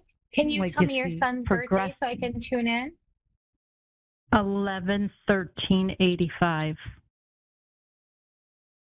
I love that. Okay, 11/13/1985. Beautiful chart. Beautiful chart. Okay, tell me what it is that you're looking for so I can. I've only got a few minutes left, so I don't mean to rush you. I want you to can tell see me. if his life is going to be successful and happiness. Your son is at a crossroads right now. He has the choice to have that if he chooses to. His challenge is that he really does have a beautiful mind and a beautiful heart, but he doesn't believe in himself. Sometimes he lacks the confidence to push forward, and he talks himself out of the most amazingly beautiful things. He's at a crossroads. He can be very successful. I see him very successful, but I can also see him kind of like depressed and not doing so well either. So he has to make that choice for himself. Yeah, he's just now trying to get his life back together. He just moved back home. Yes, good for him. Good for him. Yeah, I do believe he has can a be, safe but place to live. Good. I'm excited for that. So let me just tune in. As the mother, you can do your part to, tell him kind words and affirmations and just remind him, like, you are amazing. You can do anything you want to do. Like, I love you. And just, keep telling him what he needs to hear, motivate him in that way. But please know, Michelle, that you take so much on for yourself that you kind of blame yourself for a lot of stuff that you shouldn't have to. So don't make it your problem, but be supportive at the same time. He's just got some choices to make, some healing to make, and just know that whatever the outcome is, you've done such an amazing job. But let's see here. Let's see how we can get into that. He's got some. I think he needs to be on some supplements because sometimes that depression really overtakes him. If he's open to it, vitamin D3, 5 is going to be the best thing for him. And that will help to rewire the brain. Now, if he is really depressed, he needs 3 doses of vitamin D3, 5. It looks like he's going through some grief right now. Yes. That's called vitamin D3, 5? D is in Delta. Oh, vitamin D. Yes. D is in Delta 3. And then the number 5 is the units, and it's IU. So units 5, so it'll be 5,000 IU, or they just call it D3-5 most places. But he would need 3 doses if he's really, really, really depressed. Now, it looks like he is grieving right now. So what's happening that he's grieving? Well, he just got out of incarceration where he was found innocent of something that he didn't do, and they really gave him a rough time. Yeah. Okay. Write this one down too, okay? Oh, I see what's happening. Okay. So selenium, SELEN. What is it? Selenium. Wait a minute. SCL. So it'll be S is in Sierra, E is in Echo, L is in Lima, E is in Echo, N is in November, I is in India, U is in uniform, M is in Michael. Okay, Selenium. got it. Okay. Yes. Selenium. That will help with the grieving process. I understand now And what's where do going on a little What bit is that, better. like a vitamin too? Is that a vitamin? It's a nutrient, yes. It's a supplement. But when you are grieving, it will get depleted out of your body and it will make the grieving process harder. So when we supplement ourselves with selenium, it will make the grieving process easier and not so hard. All right. Do I get that at a health store? Health food stores are the best. Yes, please always get stuff at a health food store, not a mainstream store. Right. All right. Yeah. I will pick that up tomorrow. Is your son open to doing certain types of meditations and things like that? Have you asked him about that? Well, right now he's like in group therapy. Okay. I mean, that can be beneficial, but I really think if you guys could be open to some types of like meditation, maybe prayer even, but to do it together because it would bond you together. Definitely. Yes. Yeah, prayer, definitely. He's a believer. He knows the whole Bible and everything. Oh, good. Okay. So if you guys could do it together, though, the healing would go faster because there's two of you that want what's best for him. And then to do different types of like affirmations for him, visualizations of what it is that he wants, how he wants to feel every day. You might find that he's kind of just wanting to be in his room for a while, and it might take him a while to come out of that, but he will start venturing out. I do see his confidence coming up. Just keep up with the affirmations and the prayers. And I do believe that because he has such a great heart, he will make it through this and he will be on track to be who he needs to be. Yes. Yes, it's going to take time. It is. But with your help and your extra healing, it'll be faster for him, and it might be faster than you guys think because he is very smart. It looks like he's very smart. So yes, definitely. Yeah. Michelle, I have enjoyed talking to you. I've got less than a minute to get off of the air. So you can find me on Your Beautiful Life with Jenna Lee on Facebook if you need any more info, okay? Yes, thank you so much. You're so helpful. You're welcome. You have a great night. Thank you. You too. Thank you. Bye-bye. You guys, I have less than a minute to get off of here. I want to share more tips with you. So you can find me on Your Beautiful Life with Jenna Lee on Facebook. Please say you're gratefuls, and I look forward to seeing you next week on here live at what time is it? 8:30 Mountain Standard Time, 10:30 Eastern. Have such a great week.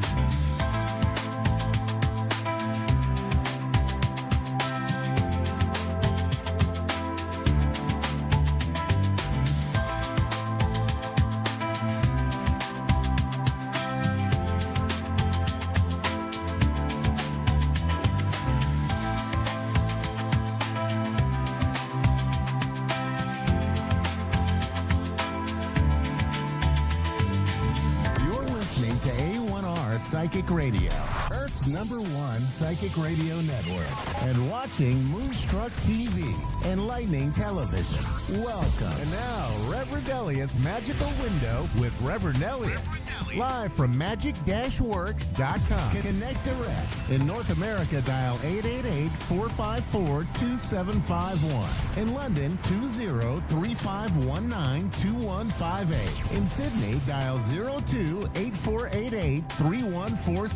Or online, contact us through our Facebook page, facebook.com/psychic radio. Or one of our websites, askoneradio.com or moonstruck.tv. This is Reverend Elliot's Magical Window on A1R, the Ask One Radio Network. Greetings, fellow seekers of truth, wisdom, and light. This is Reverend Elliot, your friendly neighborhood esoteric practitioner, coming to you live once again tonight. No more of this missing shows for me, pal. I'm going to be here, and I'm ready to go and do the show. And the only thing I can add to that is...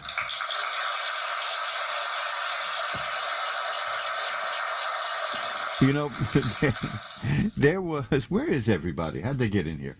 There was a famous producer at MGM who was in charge of production in the 20s and 30s, and he never put his name on the movies. And he said that because credit you give yourself is worthless. How much more electronic applause you give yourself, right? You know, that's beautiful.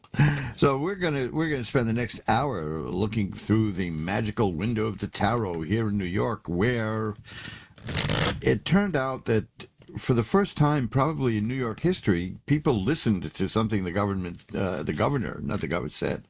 We've got a governor here who, no matter what your political persuasion is, this is shocking. She got on television a year or so ago, maybe a little more, and said that if you're not a member of the party she is in, I believe her exact words were, get the hell out of New York. And she thought she was being funny and smart, and they did. People started leaving. And of course, what happened was the tax base shrunk, and yesterday or so, I think it was yesterday or the day before, she got on television again and said, please come back. As if, you know, picking up and moving to another state is just a minor inconvenience. I don't know where we get these people. I don't know. I have no idea. I mean, well, I do, because I worked with politicians for years, and... Well, the less said about the better. About that, the better, because I can't even think. I met one decent politician and he died. You know, so I guess it was too much for him. It's very strange, isn't it? The kind of people we get these days. And as I said, this is not a partisan thing. This is not a political party thing. It's just weird. So let's see. Let's do some unfinished business here. I'm going to put up a little bit extra light for just 1 second, because this is the book that I mentioned a while ago. It's the new book that I have out. Nice cover, I think. And it's from 1930, and I restored it and put it back out. Let's get this off my face here. Come on. There you go. And it's a wonderful little book on fortune telling, which is not the same as divination, which is what we do here with tarot cards, but it's a very a nice little book, and it's just $9.99. You know, I couldn't in good conscience charge more than that, because it's so slim, but it's a marvelous little book, and I highly recommend it. And if you are looking for a nice little gift to give people who are interested in this kind of stuff, this is that kind of stuff. So go for that, right? Because it's a nice little book. Back in the days when people did things like that and made books. Why is my screen so dark? Well, it doesn't matter as long as I can read who's going to be calling. the weather is getting nice again. The birds are returning. It's always a great sign in New York to hear the birds coughing in the morning. And we survived St. Patrick's Day yesterday with a minimum of bloodshed. And then, that's usually a very scary night to go out. Bartenders call it amateur night. Years ago, I saw just before St. Patrick's Day, the night before, in a saloon I was frequenting, they took out all the tables and chairs. And I said, "Oh, wow, you're expecting that many people that you don't have room for the tables and chairs?" And the manager said, "No, it's just bring your own weapons." Give you a rough idea of what it's like here when that happens. So let's see, what else do we have come? Oh, look, I spent the day making soap. This is my favorite. This is the menthol soap, and oh man, I love that. That's probably the reason I got into all of this in the first place. There used to be menthol soaps that were for sale. Look at the size of that. That's a beauty, isn't it? If only you could smell it. And years and years and years ago, we had Colgate and Williams. They made a menthol shaving soap for just a couple of bucks, and now they don't. Well, this is mine, and I made it for me, and then I realized it was so good, I might as well just package it and market it, and it sells quite well. But as you know, I've had a lot of distractions in the last couple of months, so the supply was down, but now it's all back. I spent the last couple of days in the lab, meaning the kitchen, and I whipped up a whole bunch of soap, the regular soap, the soap for the ladies, and my absolute personal favorite, the one I just used before coming on tonight, the menthol soap. Menthol shave soap, it just feels so good. And it gets me revved up and ready to do the show. So that's kind of like a tradition I have that goes all the way back to last year, which didn't do me much good because I missed a whole bunch of shows. But like I said, I'm back now. And I think I'll stick around again for a while. If you are interested in knowing what I do, if you're new around here, this is show number 425 today, by the way, 425.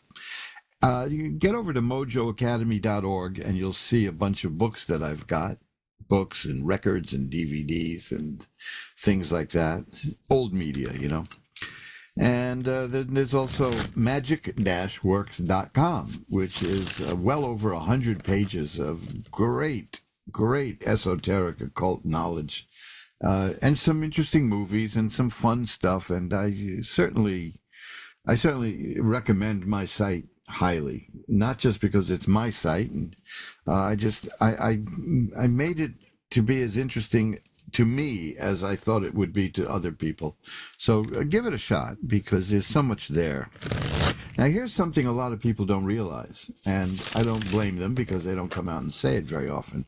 But these sites, my websites, mojoacademy.org, magic-works.com, the 10 Lost Books of the Prophets.com, these are actually set up not like websites, but blogs.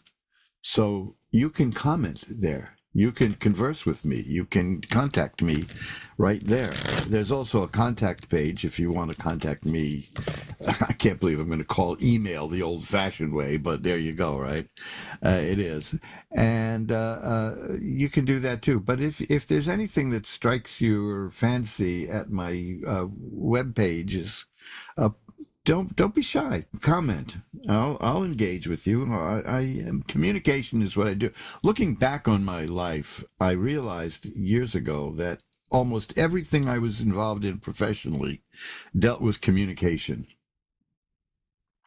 which is fascinating. Maybe that's because I came from a family that never listened to me, but they should have, right? I got the last laugh. They didn't realize that I would one day get paid for standing on a stage to just talk to people. That was fun. I enjoyed that. I enjoyed being part of the stand-up comedy scene of the 80s. That was the last gasp of it before anybody could claim that they're a professional comedian simply by making a popular TikTok video. There's a definite skill involved. You know, years ago, Buddy Hackett, the great comic Buddy Hackett, you probably know only as a bizarre fat guy on YouTube who tells jokes. He chastised Johnny Carson, somebody else you probably don't remember or heard of or read in the history books, for taking young comedians and putting them on The Tonight Show and getting them into a whole career as comics before they were ready. And he was exactly right about that. There was a wonderful comic named Ronnie Shakes who they were begging to come on to The Tonight Show, and he wouldn't do it. He said he didn't think he was ready. And he waited a couple of years, and as soon as he went back, he said, now I'm ready. And his first appearance on The Carson Show just blew everybody away. Just blew them away. In fact, the next week, he was in the annual compilation show. He was that good. Now, unfortunately, he passed away quite young, but that's the way you do it. You wait until you're absolutely ready. I saw one young comic who I was backstage at the MTV half-hour comedy hour thing years ago when I was a publicist. And this poor sap who nobody ever heard of before and nobody ever heard of again, he got out in front of a TV camera. And his opening line was, I can't believe I made it. Now I can quit my day job. Yeah, well, don't, okay? Just don't. It takes a lot more skill to do that. But, you want to do anything, you want to do it right. That's the way to go. So here we are. We're going to do some tarot reading right. I'm going to be remarkably brief in my comments today because I want to get more readings in. I'm just so happy that I replenished all that soap. This really is my favorite shaving soap, and the problem is, you see, it's so good that I get such a close shave. I only need to shave every other day, and I want to shave every day. I'm robbing myself of 50% of the fun. But you can, if you go over to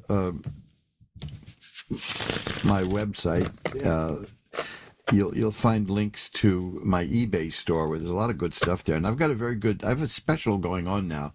My book on how to shave the old-fashioned way with none of the old-fashioned hassles. And believe me, using an old-fashioned straight razor used to be a chore. But there's ways around that, and I detail them in my book. It's you'll know it when you see it. But if you get over to my eBay store, there's a sign there that will tip you off. Because right now, I've got a very special offer going for just a few of you, where you buy the book, and I will include a razor patterned after a barber pole. It tickled my fancy. Now, I'm including that free. That's a $10 value right there. So, you're essentially getting the book free if you do that. So keep that in mind. It's a modern way to an old-fashioned shave, is the book. Well, you'll find it at eBay, and you'll find it with that offer. So please avail yourself of that, because a good close shave with a good homemade shaving soap is a joy. It's a real joy. It's not a chore at all. It's a joy. So we're all shaved up. I was about to say that's. I'm so scatterbrained these days. I learned something very important today. I learned that if you use salt instead of sugar, you're going to ruin your coffee. You see, but they look alike. What can I tell you? That was just one of the first of a few silly mistakes I've made in the last few days. I was a little bit dizzy.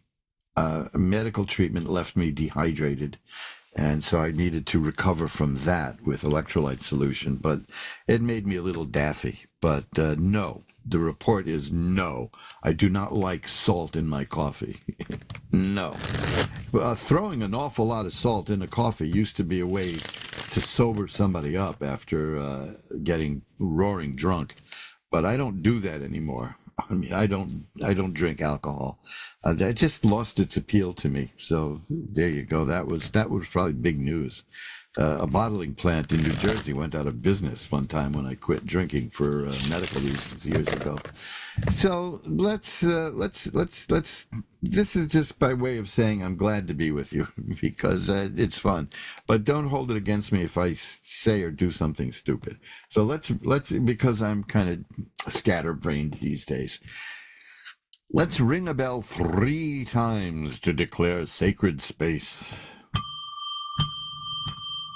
And now we'll pull back the curtain on the magical window and read the cards for Brenda in DeForest, Wisconsin. Hello, Brenda. You're on with Reverend Elliot. Hello. Hi, Brenda. How are you tonight? I am good. How are you? I'm doing well. I'm getting better, and I'm enjoying my time with the Ask One Radio audience, which is I could do this every day if they'd let me, but they won't because people get sick of me. You know? So what can I look at for you? I would like to know about my love life. Okay, let's see what we've got here. I'll shuffle them up now that we know the area to explore. There I go hiccuping again. I don't know why I've been hiccuping lately, and I still haven't been able to get any information about the purpose of hiccups. You know, you'd think there's some kind of evolutionary advantage, you know, but I haven't found anything. You know, it's as useless as mosquitoes. Well, let's see. Oh, that's good. That's good. Now, did you have like a sad experience with romance lately? Yes. Okay, well, that's pretty much over. I just want you to know. I mean, the cards are showing it. This is the Nine of Swords, which is a card of sadness and remorse and loss. But the card before that, not the next card, is the Page of Cups. The Page of Cups is a great card for you. It's just what you want. It's the beginning of something new, emotionally and romantically. And now that's not theoretical. The Ace of Cups would be, but the Page in the court cards of tarot is the physical, actual, real manifestation of the suit that it's conveying. So there will be a nice and a healthy and a good relationship coming your way soon. It's going to be life-changing, I'll tell you that, because I've got the death card here, which is not about dying. That's about a new phase of life beginning. So that's good news. Now, there's also stuff here which you didn't ask about, but it's here, which is very positive stuff about career. Are you in the market for a new job or looking for new kinds of work? I've been exploring my psychic abilities and oh, great, that area of my life. Well, I'll tell you why I ask is because you've got the Ace of Rods and the Page of Rods. And I just mentioned the aces are the theoretical beginning of something, and the page is the physical manifestation of it. And you just got both of those, and the rods indicate career. So that tells me that, and that combined with the death card, which says that there's life-changing things ahead for you, and in a positive way, I might add. Bad stuff is life-changing too, but there's nothing bad here. That there's good things coming for you in terms of money, because I've also got the Ace of Coins here, and this is weird. This hasn't happened since the beginning of the pandemic. I got so many aces for people. You have the Ace of Swords, you have the Ace of Coins, and you have the Ace of Rods.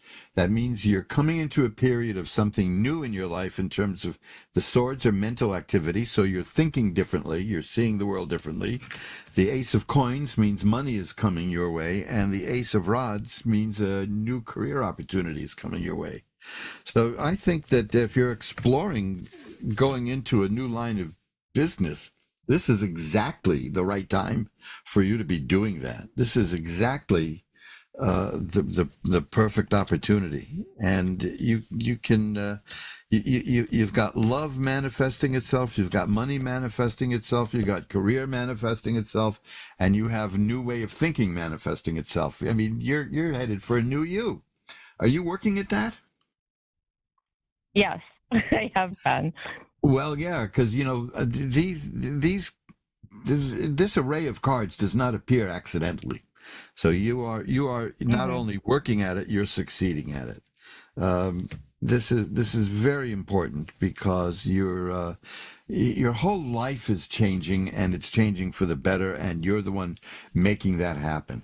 The next card I have here for you is the Star, which is a card of hope and optimism. And now here's a little interesting warning.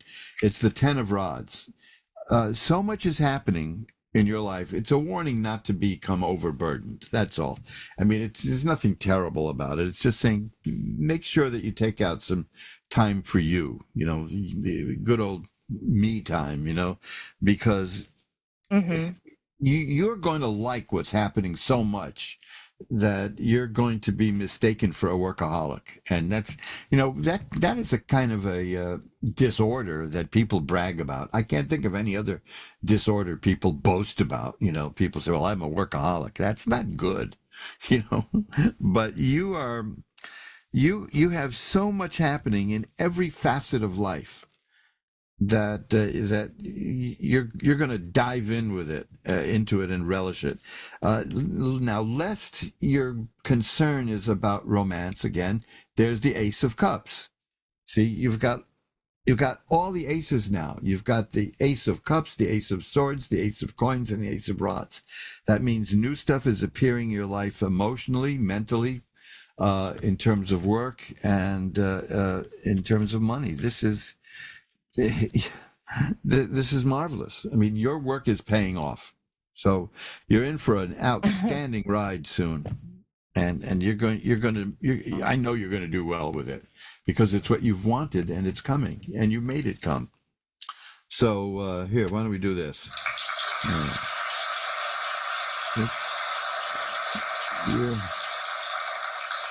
You're really at the cusp of a whole new life, and you're going to enjoy it. Okay? All right. Thank you so much for. Thank you so much. Well, I enjoy giving readings like this, because it's just beautiful.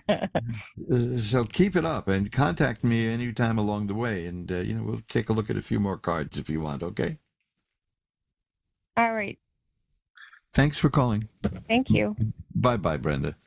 And that, what a way to kick off the show. That was probably the single most positive reading I've seen in years, and in every facet of life. Now, there's only 4 aces out of 72 cards, and for all 4 of them to show up is highly significant. It signifies massive change coming, and that kind of change in life doesn't just happen. I know a lot of us want things to change. I particularly don't like change, but there's nothing we can do about it. See, there's the hiccups again. I've got to look into that. I have no idea why. I deliberately did not have a glass of ginger ale before the show started because I don't want to have those bubbles come back on me. But man, this is so weird, isn't it? It's psychosomatic? I don't know. I once went to a doctor and I told him I was afraid I was insomniac, and he said, "Don't lose any sleep over it." You see, so I don't trust any of these things. So here we are. We're going to take another call in Atlanta, Georgia, with Garen. Hi, you're on with, or is it Jaren? I never know if it's a hard or Hi. soft G. Hi. Did I get your name right, or did I butcher it? Yes. You did well. Oh, thank you.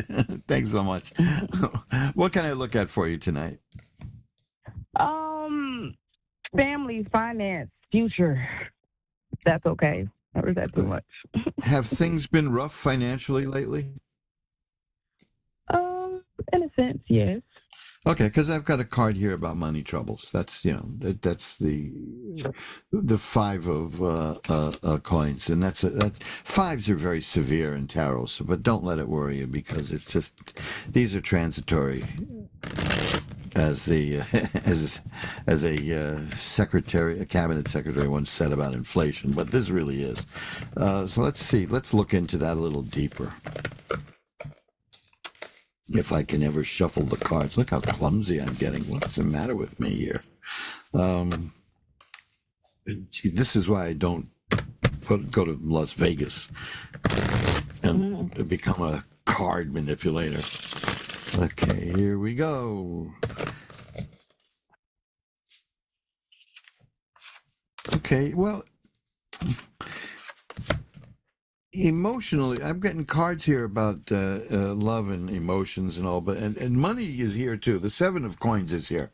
That's good. That's about things paying off for you, so you'll be okay.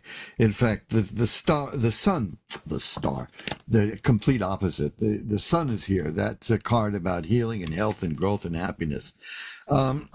There's good things coming your way emotionally because I've got the Queen of Cups and the Six of Cups, and the Eight of Cups is a very important card because it shows you are walking away from things in your life that are not good for you and are not helping you, and you're walking towards things that are good, and you're going to be very successful at that. So that's very good. You're entering a period of change in your life. And here is the nature of the change. Again, it's the Six of Swords, which is almost the same as the Eight of Cups. It shows a person rowing a little boat and getting from rough waters to calm waters through her own efforts.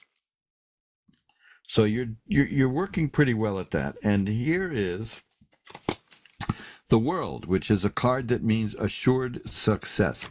So, like I said, this is the money stuff is a temporary issue.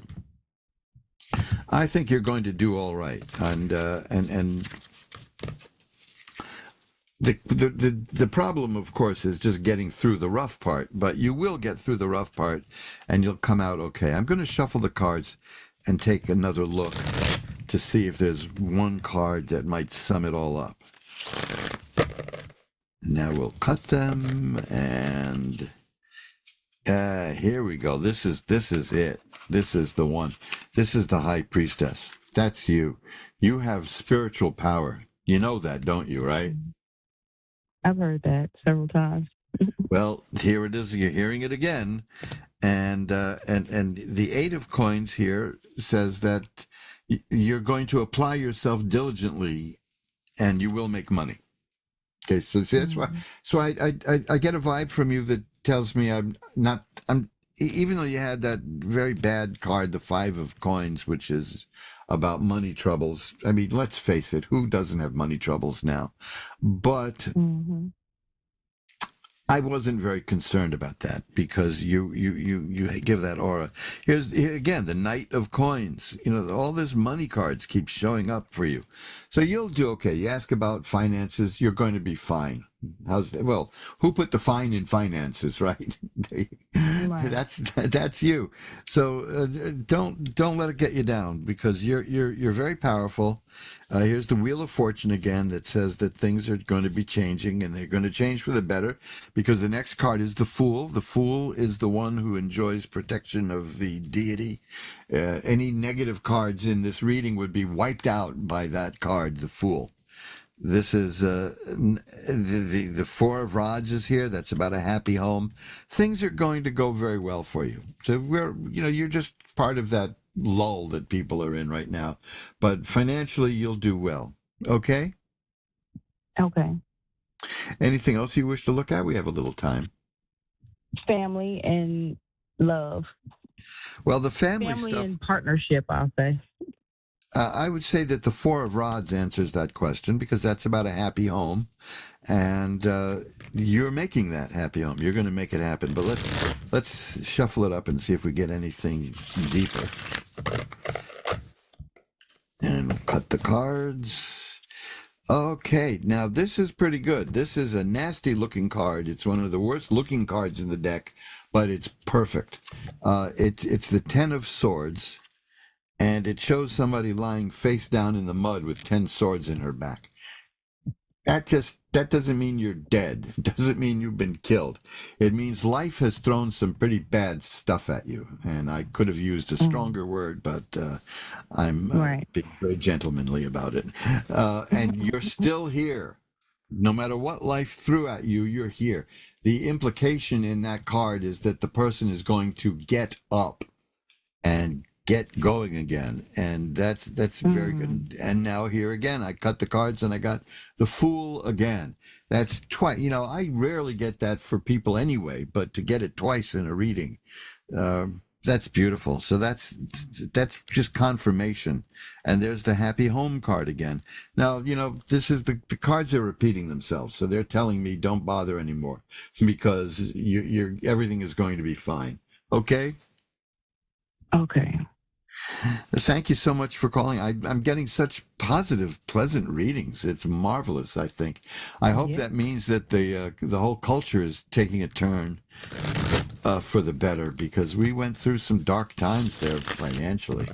So, keep doing what you're doing, because you're really ringing that bell, and you're pulling in positive energy like crazy, and that's what it takes.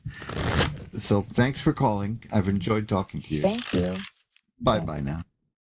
And, this is what I really like, delivering good news. Now, how often have I delivered bad news for people here? And I would say almost never. Now, because, you guys are proactive. You're not just sitting there moping around thinking how terrible things are. If something is concerning you, you call a stranger and ask for advice.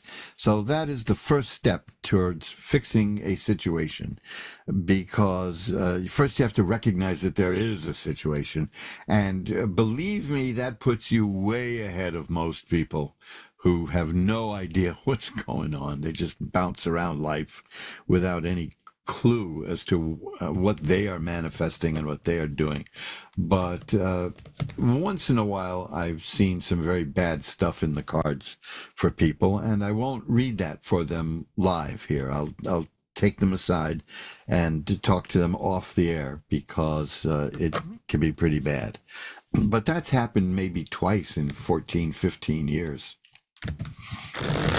The rule here is positive energy, and you guys are dipped in positive energy. This is why I look, I'm going to be selfish now. I get so much out of this show. I sometimes feel I get more out of it than I put into it, because I've had some pretty rough times lately, as you may know, and I'm just getting such good vibes, good energy from everybody. I'm very moved, and I also, between shows, I hear from you, and people send me notes of encouragement, and I really appreciate that. I truly do. Allison in Aurora, Colorado is next. Hi, Allison. You're on with Reverend Elliot. Hi, how you doing? I'm doing well. Some of my favorite people in the world are from Colorado. Right on. Yeah, specifically, I had some wonderful friends in Grand Junction. So I have very fond feelings for Colorado. What can I look at for you tonight, Allison? Well, I would like you to look at financially for our family. Okay. Well, the first card on the deck is a money card. The second card on the top of the deck is a money card. So that's pretty, and they're positive cards too. The Three of Coins is about a person doing a job and getting it done and being financially recognized for the work. And that leads to other things. And the Ten of Coins there, that's just happiness and completion and joy with money. There's no problems at all there. The Ace of Cups is next, which says that when this blows over, you're going to be in a wonderfully good emotional place. So this is excellent. I've got the Judgment card here. You're not involved in any kind of a lawsuit, are you? No. Oh, you don't know? Oh, that's scary. not that I know of. Oh, good, because I it mean, I can hope mean there's not anything coming.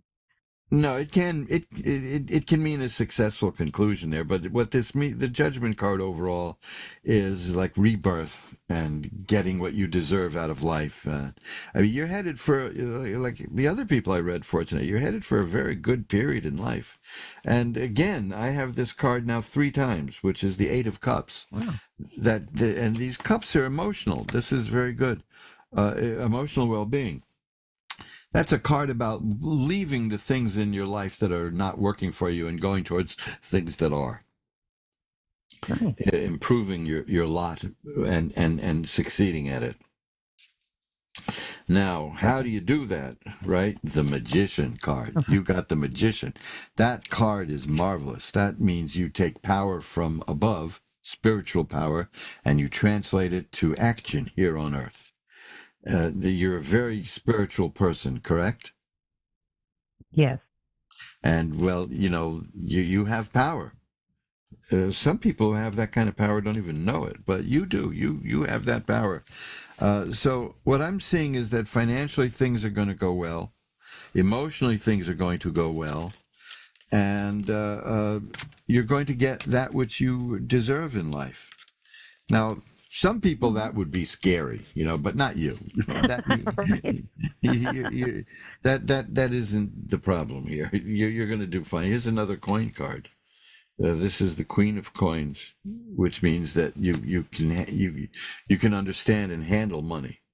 The Temperance card is here. That is good. If you have had some imbalance in your life, the Temperance card, which is a major card, means that balance will be restored in your life. So you're headed on these readings tonight are so dull because everybody's coming out fine, and all because of your own work, So in many ways, it's just validating how you are manifesting the improvements in your own life, and it's good. Let me see if I can get one more card here. The Ace of Rods, that tells me that there's something new coming in terms of career in your life. So if you've been thinking of making a shift in what you do for a living or retiring even, whatever there is, it's on the way. Okay, so these are very good things. The King of Rods is here too. You have the Ace and the King. It means you'll manifest these things, and you'll control your destiny in terms of work. They say you can't really control your destiny, or it wouldn't be your destiny. But yeah, we know that there are things that can be done. We who deal in the esoteric arts know that we can grab life by the horns and go. So keep doing what you're doing because you're doing well again. Here's the Page of Coins again. Money coming your way. A lot of money appearing in people's lives again. That's get that money circulating. Money's no good.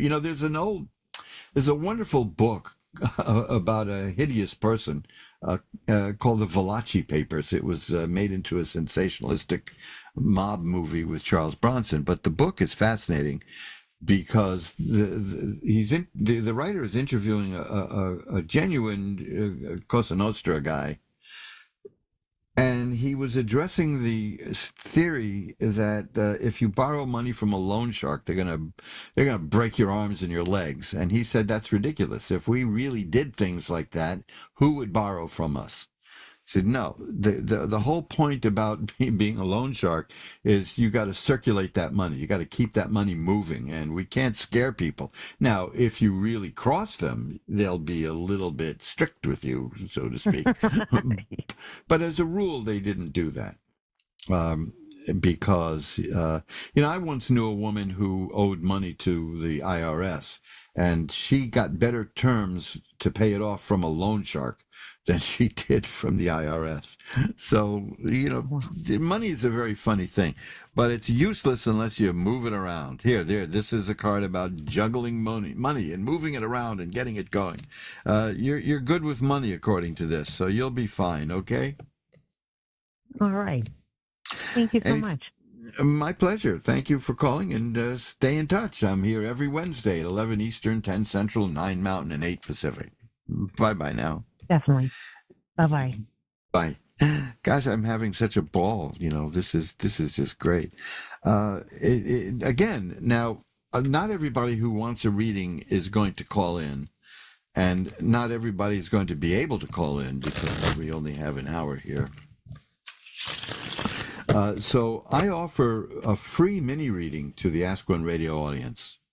And if you'd like that, just drop me a line at asktarot@earthlink.net. One word, asktarot, ASKTAROT, at earthlink.net, which will show you how old my internet accounts are, back when I had a steam-powered computer.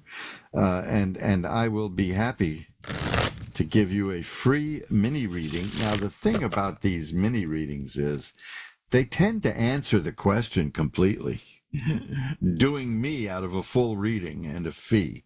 So why not, right? Money isn't everything. Money comes in handy, don't get me wrong, but you can't do everything in life just for money, and I like to offer this. I also offer a free birth chart for people so you can get a grip on maybe things about your birth chart and what your horoscope is like. All you have to do is drop me a line. You can find these things at Ask Tarot. At asktarot@earthlink.net is how you can contact me. See, I told you I'm scatterbrained these days. Magic-works.com, magick-works.com. Go to the free chart, the free natal chart, the free birth chart window, and take a look at that page, because I enjoy doing those. And I'll be, it's a little bit of work, but a little bit, I'm not going to, I'm not going to blow it off. I'll put elbow grease into it for you, and it'll be very good. But it's free, and I do that as a way of repaying the audience for the wonderful, wonderful positive energy you guys always lay on me. We're all shuffled up now, and Denise in Memphis is next. Hi, Denise. You're on with Reverend Elliot. Hi, how are you?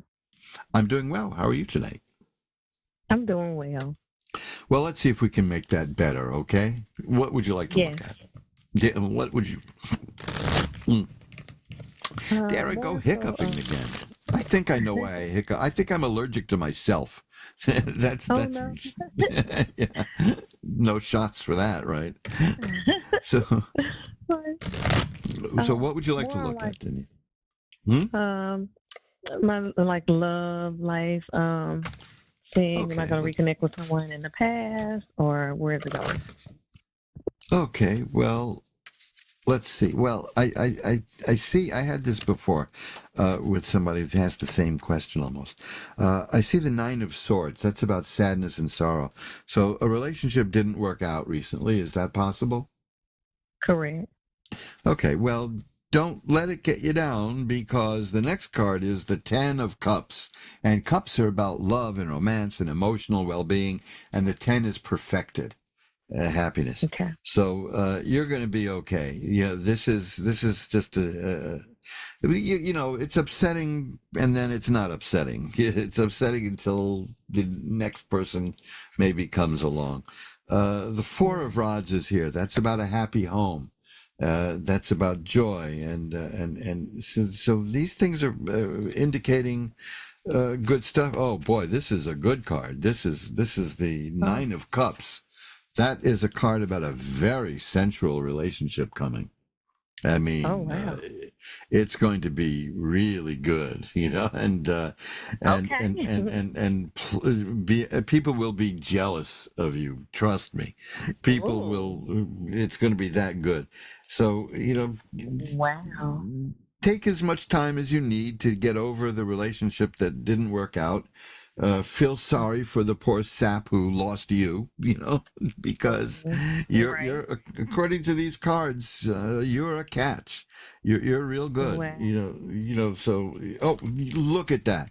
You asked me a question, a specific question, and this is the 6 of Cups. Cups again, romance. What does the 6 of Cups mean? That means there's a chance of you reconnecting with somebody from the past. That's exactly what you Oh, asked wow. me, isn't it? I did. It is exactly. Yeah. The cards love Wow. you. The cards love you. So Obviously. you're headed for a great time, Denise. You're going to do really well. Okay. Don't let it get you down because Okay. you know I see good stuff, and I mean really good stuff coming in the near Wow. future. Okay, That's awesome. Thank you beautiful. for that. My pleasure. Thank you for calling. Let's see if we can get one more call in.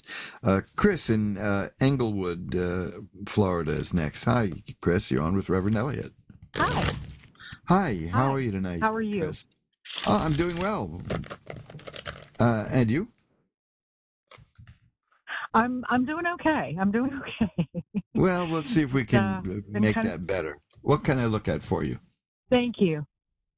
I need some direction. That being physical as far as where to go and who to be with. Oh, okay. That's let's see if I can find anything about that. Now, oddly enough, if you're being literal about going like north, south, east, west, there's ways of looking at that. I just don't have the luxury of doing that in a short reading here.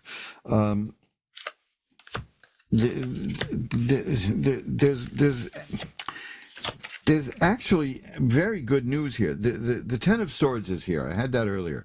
That's about life throwing bad stuff at you, but you're going to get up and you've survived it. So that's good. The World is here. That's a card of assured success. The Eight of Swords says that you're not particularly sure, you feel restricted. You're not particularly sure which way to go, but that was implied in your question. And then the Sun is here, which is about healing and health and growth and happiness and all kinds of good stuff. So I wouldn't sweat it because the bad stuff is going out of the way. Now here's the Lovers card. Okay, that's pretty good. You know, that's that can be taken literally as a new relationship beginning, but usually it means you're going to face a choice in life. Given the nature of the cards around it and your question, I'm going to take it more literally. That this means that there is a good relationship coming your way. Okay. Okay. Let me see if I can get any more, any details on that. I'll shuffle them up one more time. And there we go.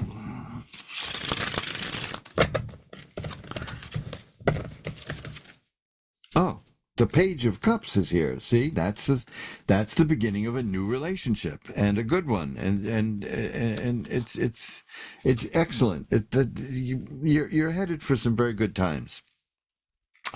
The Seven of Cups is here. The Seven of Cups is it means you'll have a lot of choices. A lot of people don't like that card. Personally, I'd rather have a lot of choices than no choices, because you can always winnow those down. But yeah, you're doing fine. Now, the key to all this is you. This is the Six of Swords here. That's a card of mental activity, of you getting from rough waters to smooth waters through your own efforts. So once again, and this seems to be the theme tonight, you are going to get what you want out of life because you're working at it and you're propelling yourself towards it. So that's absolutely your own doing. And you're going to do well at it. The Temperance card is here. That's a card of balance being restored in your life. And the Sun is here again. So that means definitely there's healing and growth and happiness in your future. So that's, you've got a great set of cards here. And and again, now this is the third, if not fourth time tonight I've had this for somebody. That is the Eight of Cups, about a person walking away from all the things in life that are not working for her and walking towards the things that are good for her. So you're manifesting this, and you're going to succeed. I have no doubts about that. Okay. Thank you. That's exactly what I needed to hear. That really does help a lot. You have no idea. Well, the companion card to that is here. That's the Six of Swords. I had that earlier also. That's about going from rough waters to smooth waters through your own efforts. So, these are your cards, and they're reflecting what you're doing. And that's what I love about tarot, is that it can reinforce people's feeling. So keep that in mind. If you hit a speed bump in life, go back to the Ask One Radio archive and listen to your reading at the end of the March 17th show. Okay. Sorry, the March 18th show. 17th is St. 18th, Patrick's Day. yeah. Yeah, today's the 18th. Yeah. And definitely listen to that, because you've got very positive results coming your way. And here's the happiest card in the deck, the 10 of Cups. So there you go. You got it made. Thank you for calling. I've got to run now. Thank you. Thank you. Bless you. Have a good night. Thank you. Bye-bye now. And that's it. We've come to the end of another edition of Reverend Elliot's Magical Window, the show that asks the question... What is the question we ask? We ask every question. All sorts of questions get asked, and they get answered, too. That's the key. Sometimes I feel like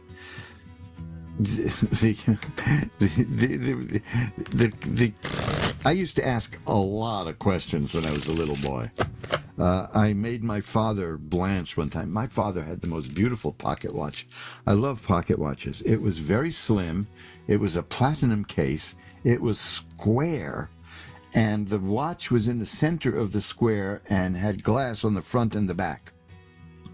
So you could see the movement and all the rubies. It was the most beautiful pocket watch I ever saw. And I must have been about 4 or 5 years old, and I asked my father if I could have that when he was dead. That kind of put a crimp in our relationship.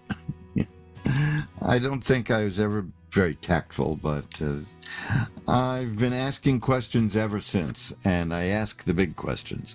If you want the answers to the questions, you can get over to mojoacademy.org and look at my book, which is also at the eBay store, where you can place a bid and get it for less. Reverend Elliot Explains It All.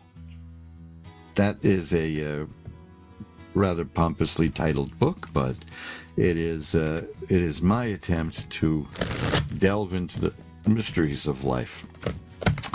I'm hiccuping again like Foster Brooks, Those of you who remember Foster Brooks will know what I'm talking about. But there it is. It's screwy. So remember to get to my website, magic-works.com, magick-works.com, and request your free birth chart. I don't save your information, by the way. I'm not interested in your information. Your information is your information.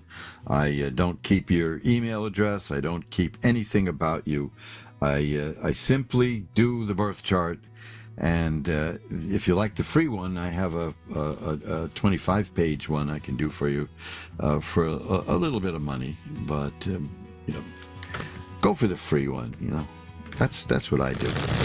I give them the choice between spending money and getting it free. What do you think, right? Get it free. So that's at magic-works.com, magick-works.com. So I'll see you again next week. Until we get together again, remember, folks, time flies. It's up to you to be the navigator. Bye-bye now.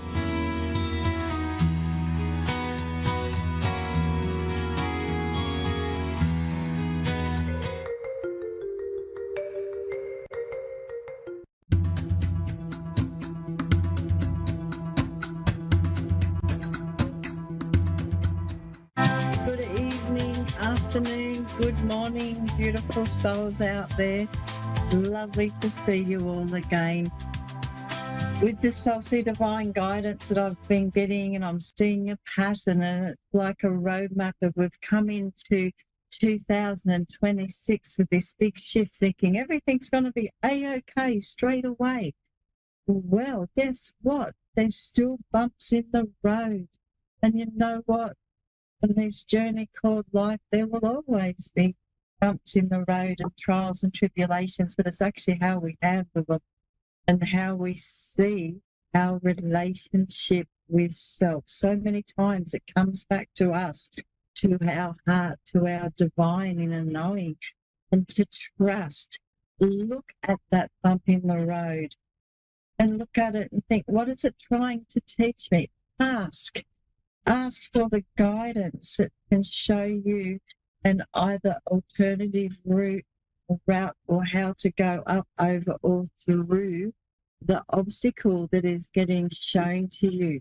We have nearly, another 2 weeks now of clearing out. Really start to feel, what are you going to bring into this Aquarian era?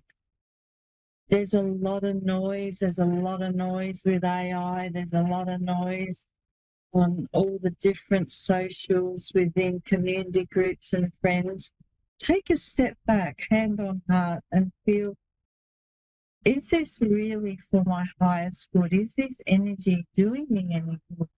Because sometimes you might think that it's doing me good and it's fueling you and fueling your fire, but it's because you're caught in the momentum of what's in front of you. It's the knowing that you've always known. I ask you this, could you challenge yourself to try something different, to look at something that wakes your curiosity, step outside the boundaries that you live in that are comfortable. And even if you dip your big toe, it's like taking a detour on that bumpy road. You'll stay on those corrugations and those bumps because you know where you're going, where it will take you. What about if I was to say, just take a little detour and have a look at something you might not know what is around the corner or what they're showing you, but to have faith that if you're feeling drawn to it, go for it. And that's what I do with the Salsi Divine Guidance. I mightn't always know what I'm doing, but I'm always curious to give it a go.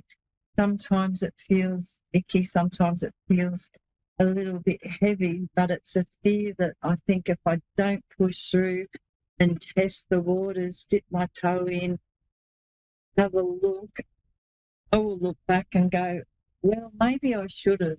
In this lifetime, we do enough of looking back at maybe we should have. How about we look at maybe I can? This is about giving it a go year. We're getting lots of, I think it's about 38, 22 master years. So last year it was actually all about master 11s. This is a year of go for it. Really think about something, set the wheels in motion and have a go. Just have a go. You can certainly change your route at any time. I've got a caller coming through, Catherine from Wellington, New Jersey. Where are you going? Kathy. How are you? I'm fine. Kathy? How are you? I'm really very well, thank you. And your energy sounds spectacular too. That's absolutely beautiful to hear. I bet you that you're like people are like a moth to light for you because your energy is so spectacular. It's just a big light. Oh, thank you. Nice. No, it really is my pleasure. Would you like to ask me a question today, Kathy? No, I would love for you to just tell me what you are seeing for me. Okay, that's what I love best, isn't it?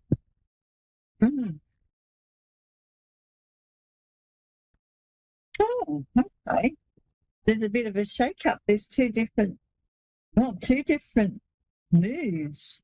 So whether you're moving through work life or just moving and moving in general, they're saying, you are out with the old and in with the new, which is good. There's been a big shake-up for you. I keep coming around my voice where I feel that you really couldn't speak up for yourself for getting quite a long time, but you've actually stood up now for you, and they're saying, keep going, because I feel that my voice is actually starting to be heard about among other people as well. So if you're not teaching, training, showing the way, being the way shower that you're meant to be, please go for it, because people actually want to hear what you have to say. Have you got a little dog in spirit world? What was that? Have you a little dog in spirit world? Definitely. Definitely? Good. Because I have a little dog in spirit world coming around you. So, yeah, as I was talking all that, I could just hear him coming through. So just letting you know that you have a lot of protection around you. Listen to your voice rather than the nattering of everybody else. It's about giving yourself the encouragement now. Don't land on what other people are trying to get you to do. This is your time to shine. I actually love that for you. There's a lot of play coming on, and I am seeing the moving. So whether it's traveling around, moving around, who's a magician around you, or someone that touches things and they may just work? There's a magician. Sorry? What does that mean?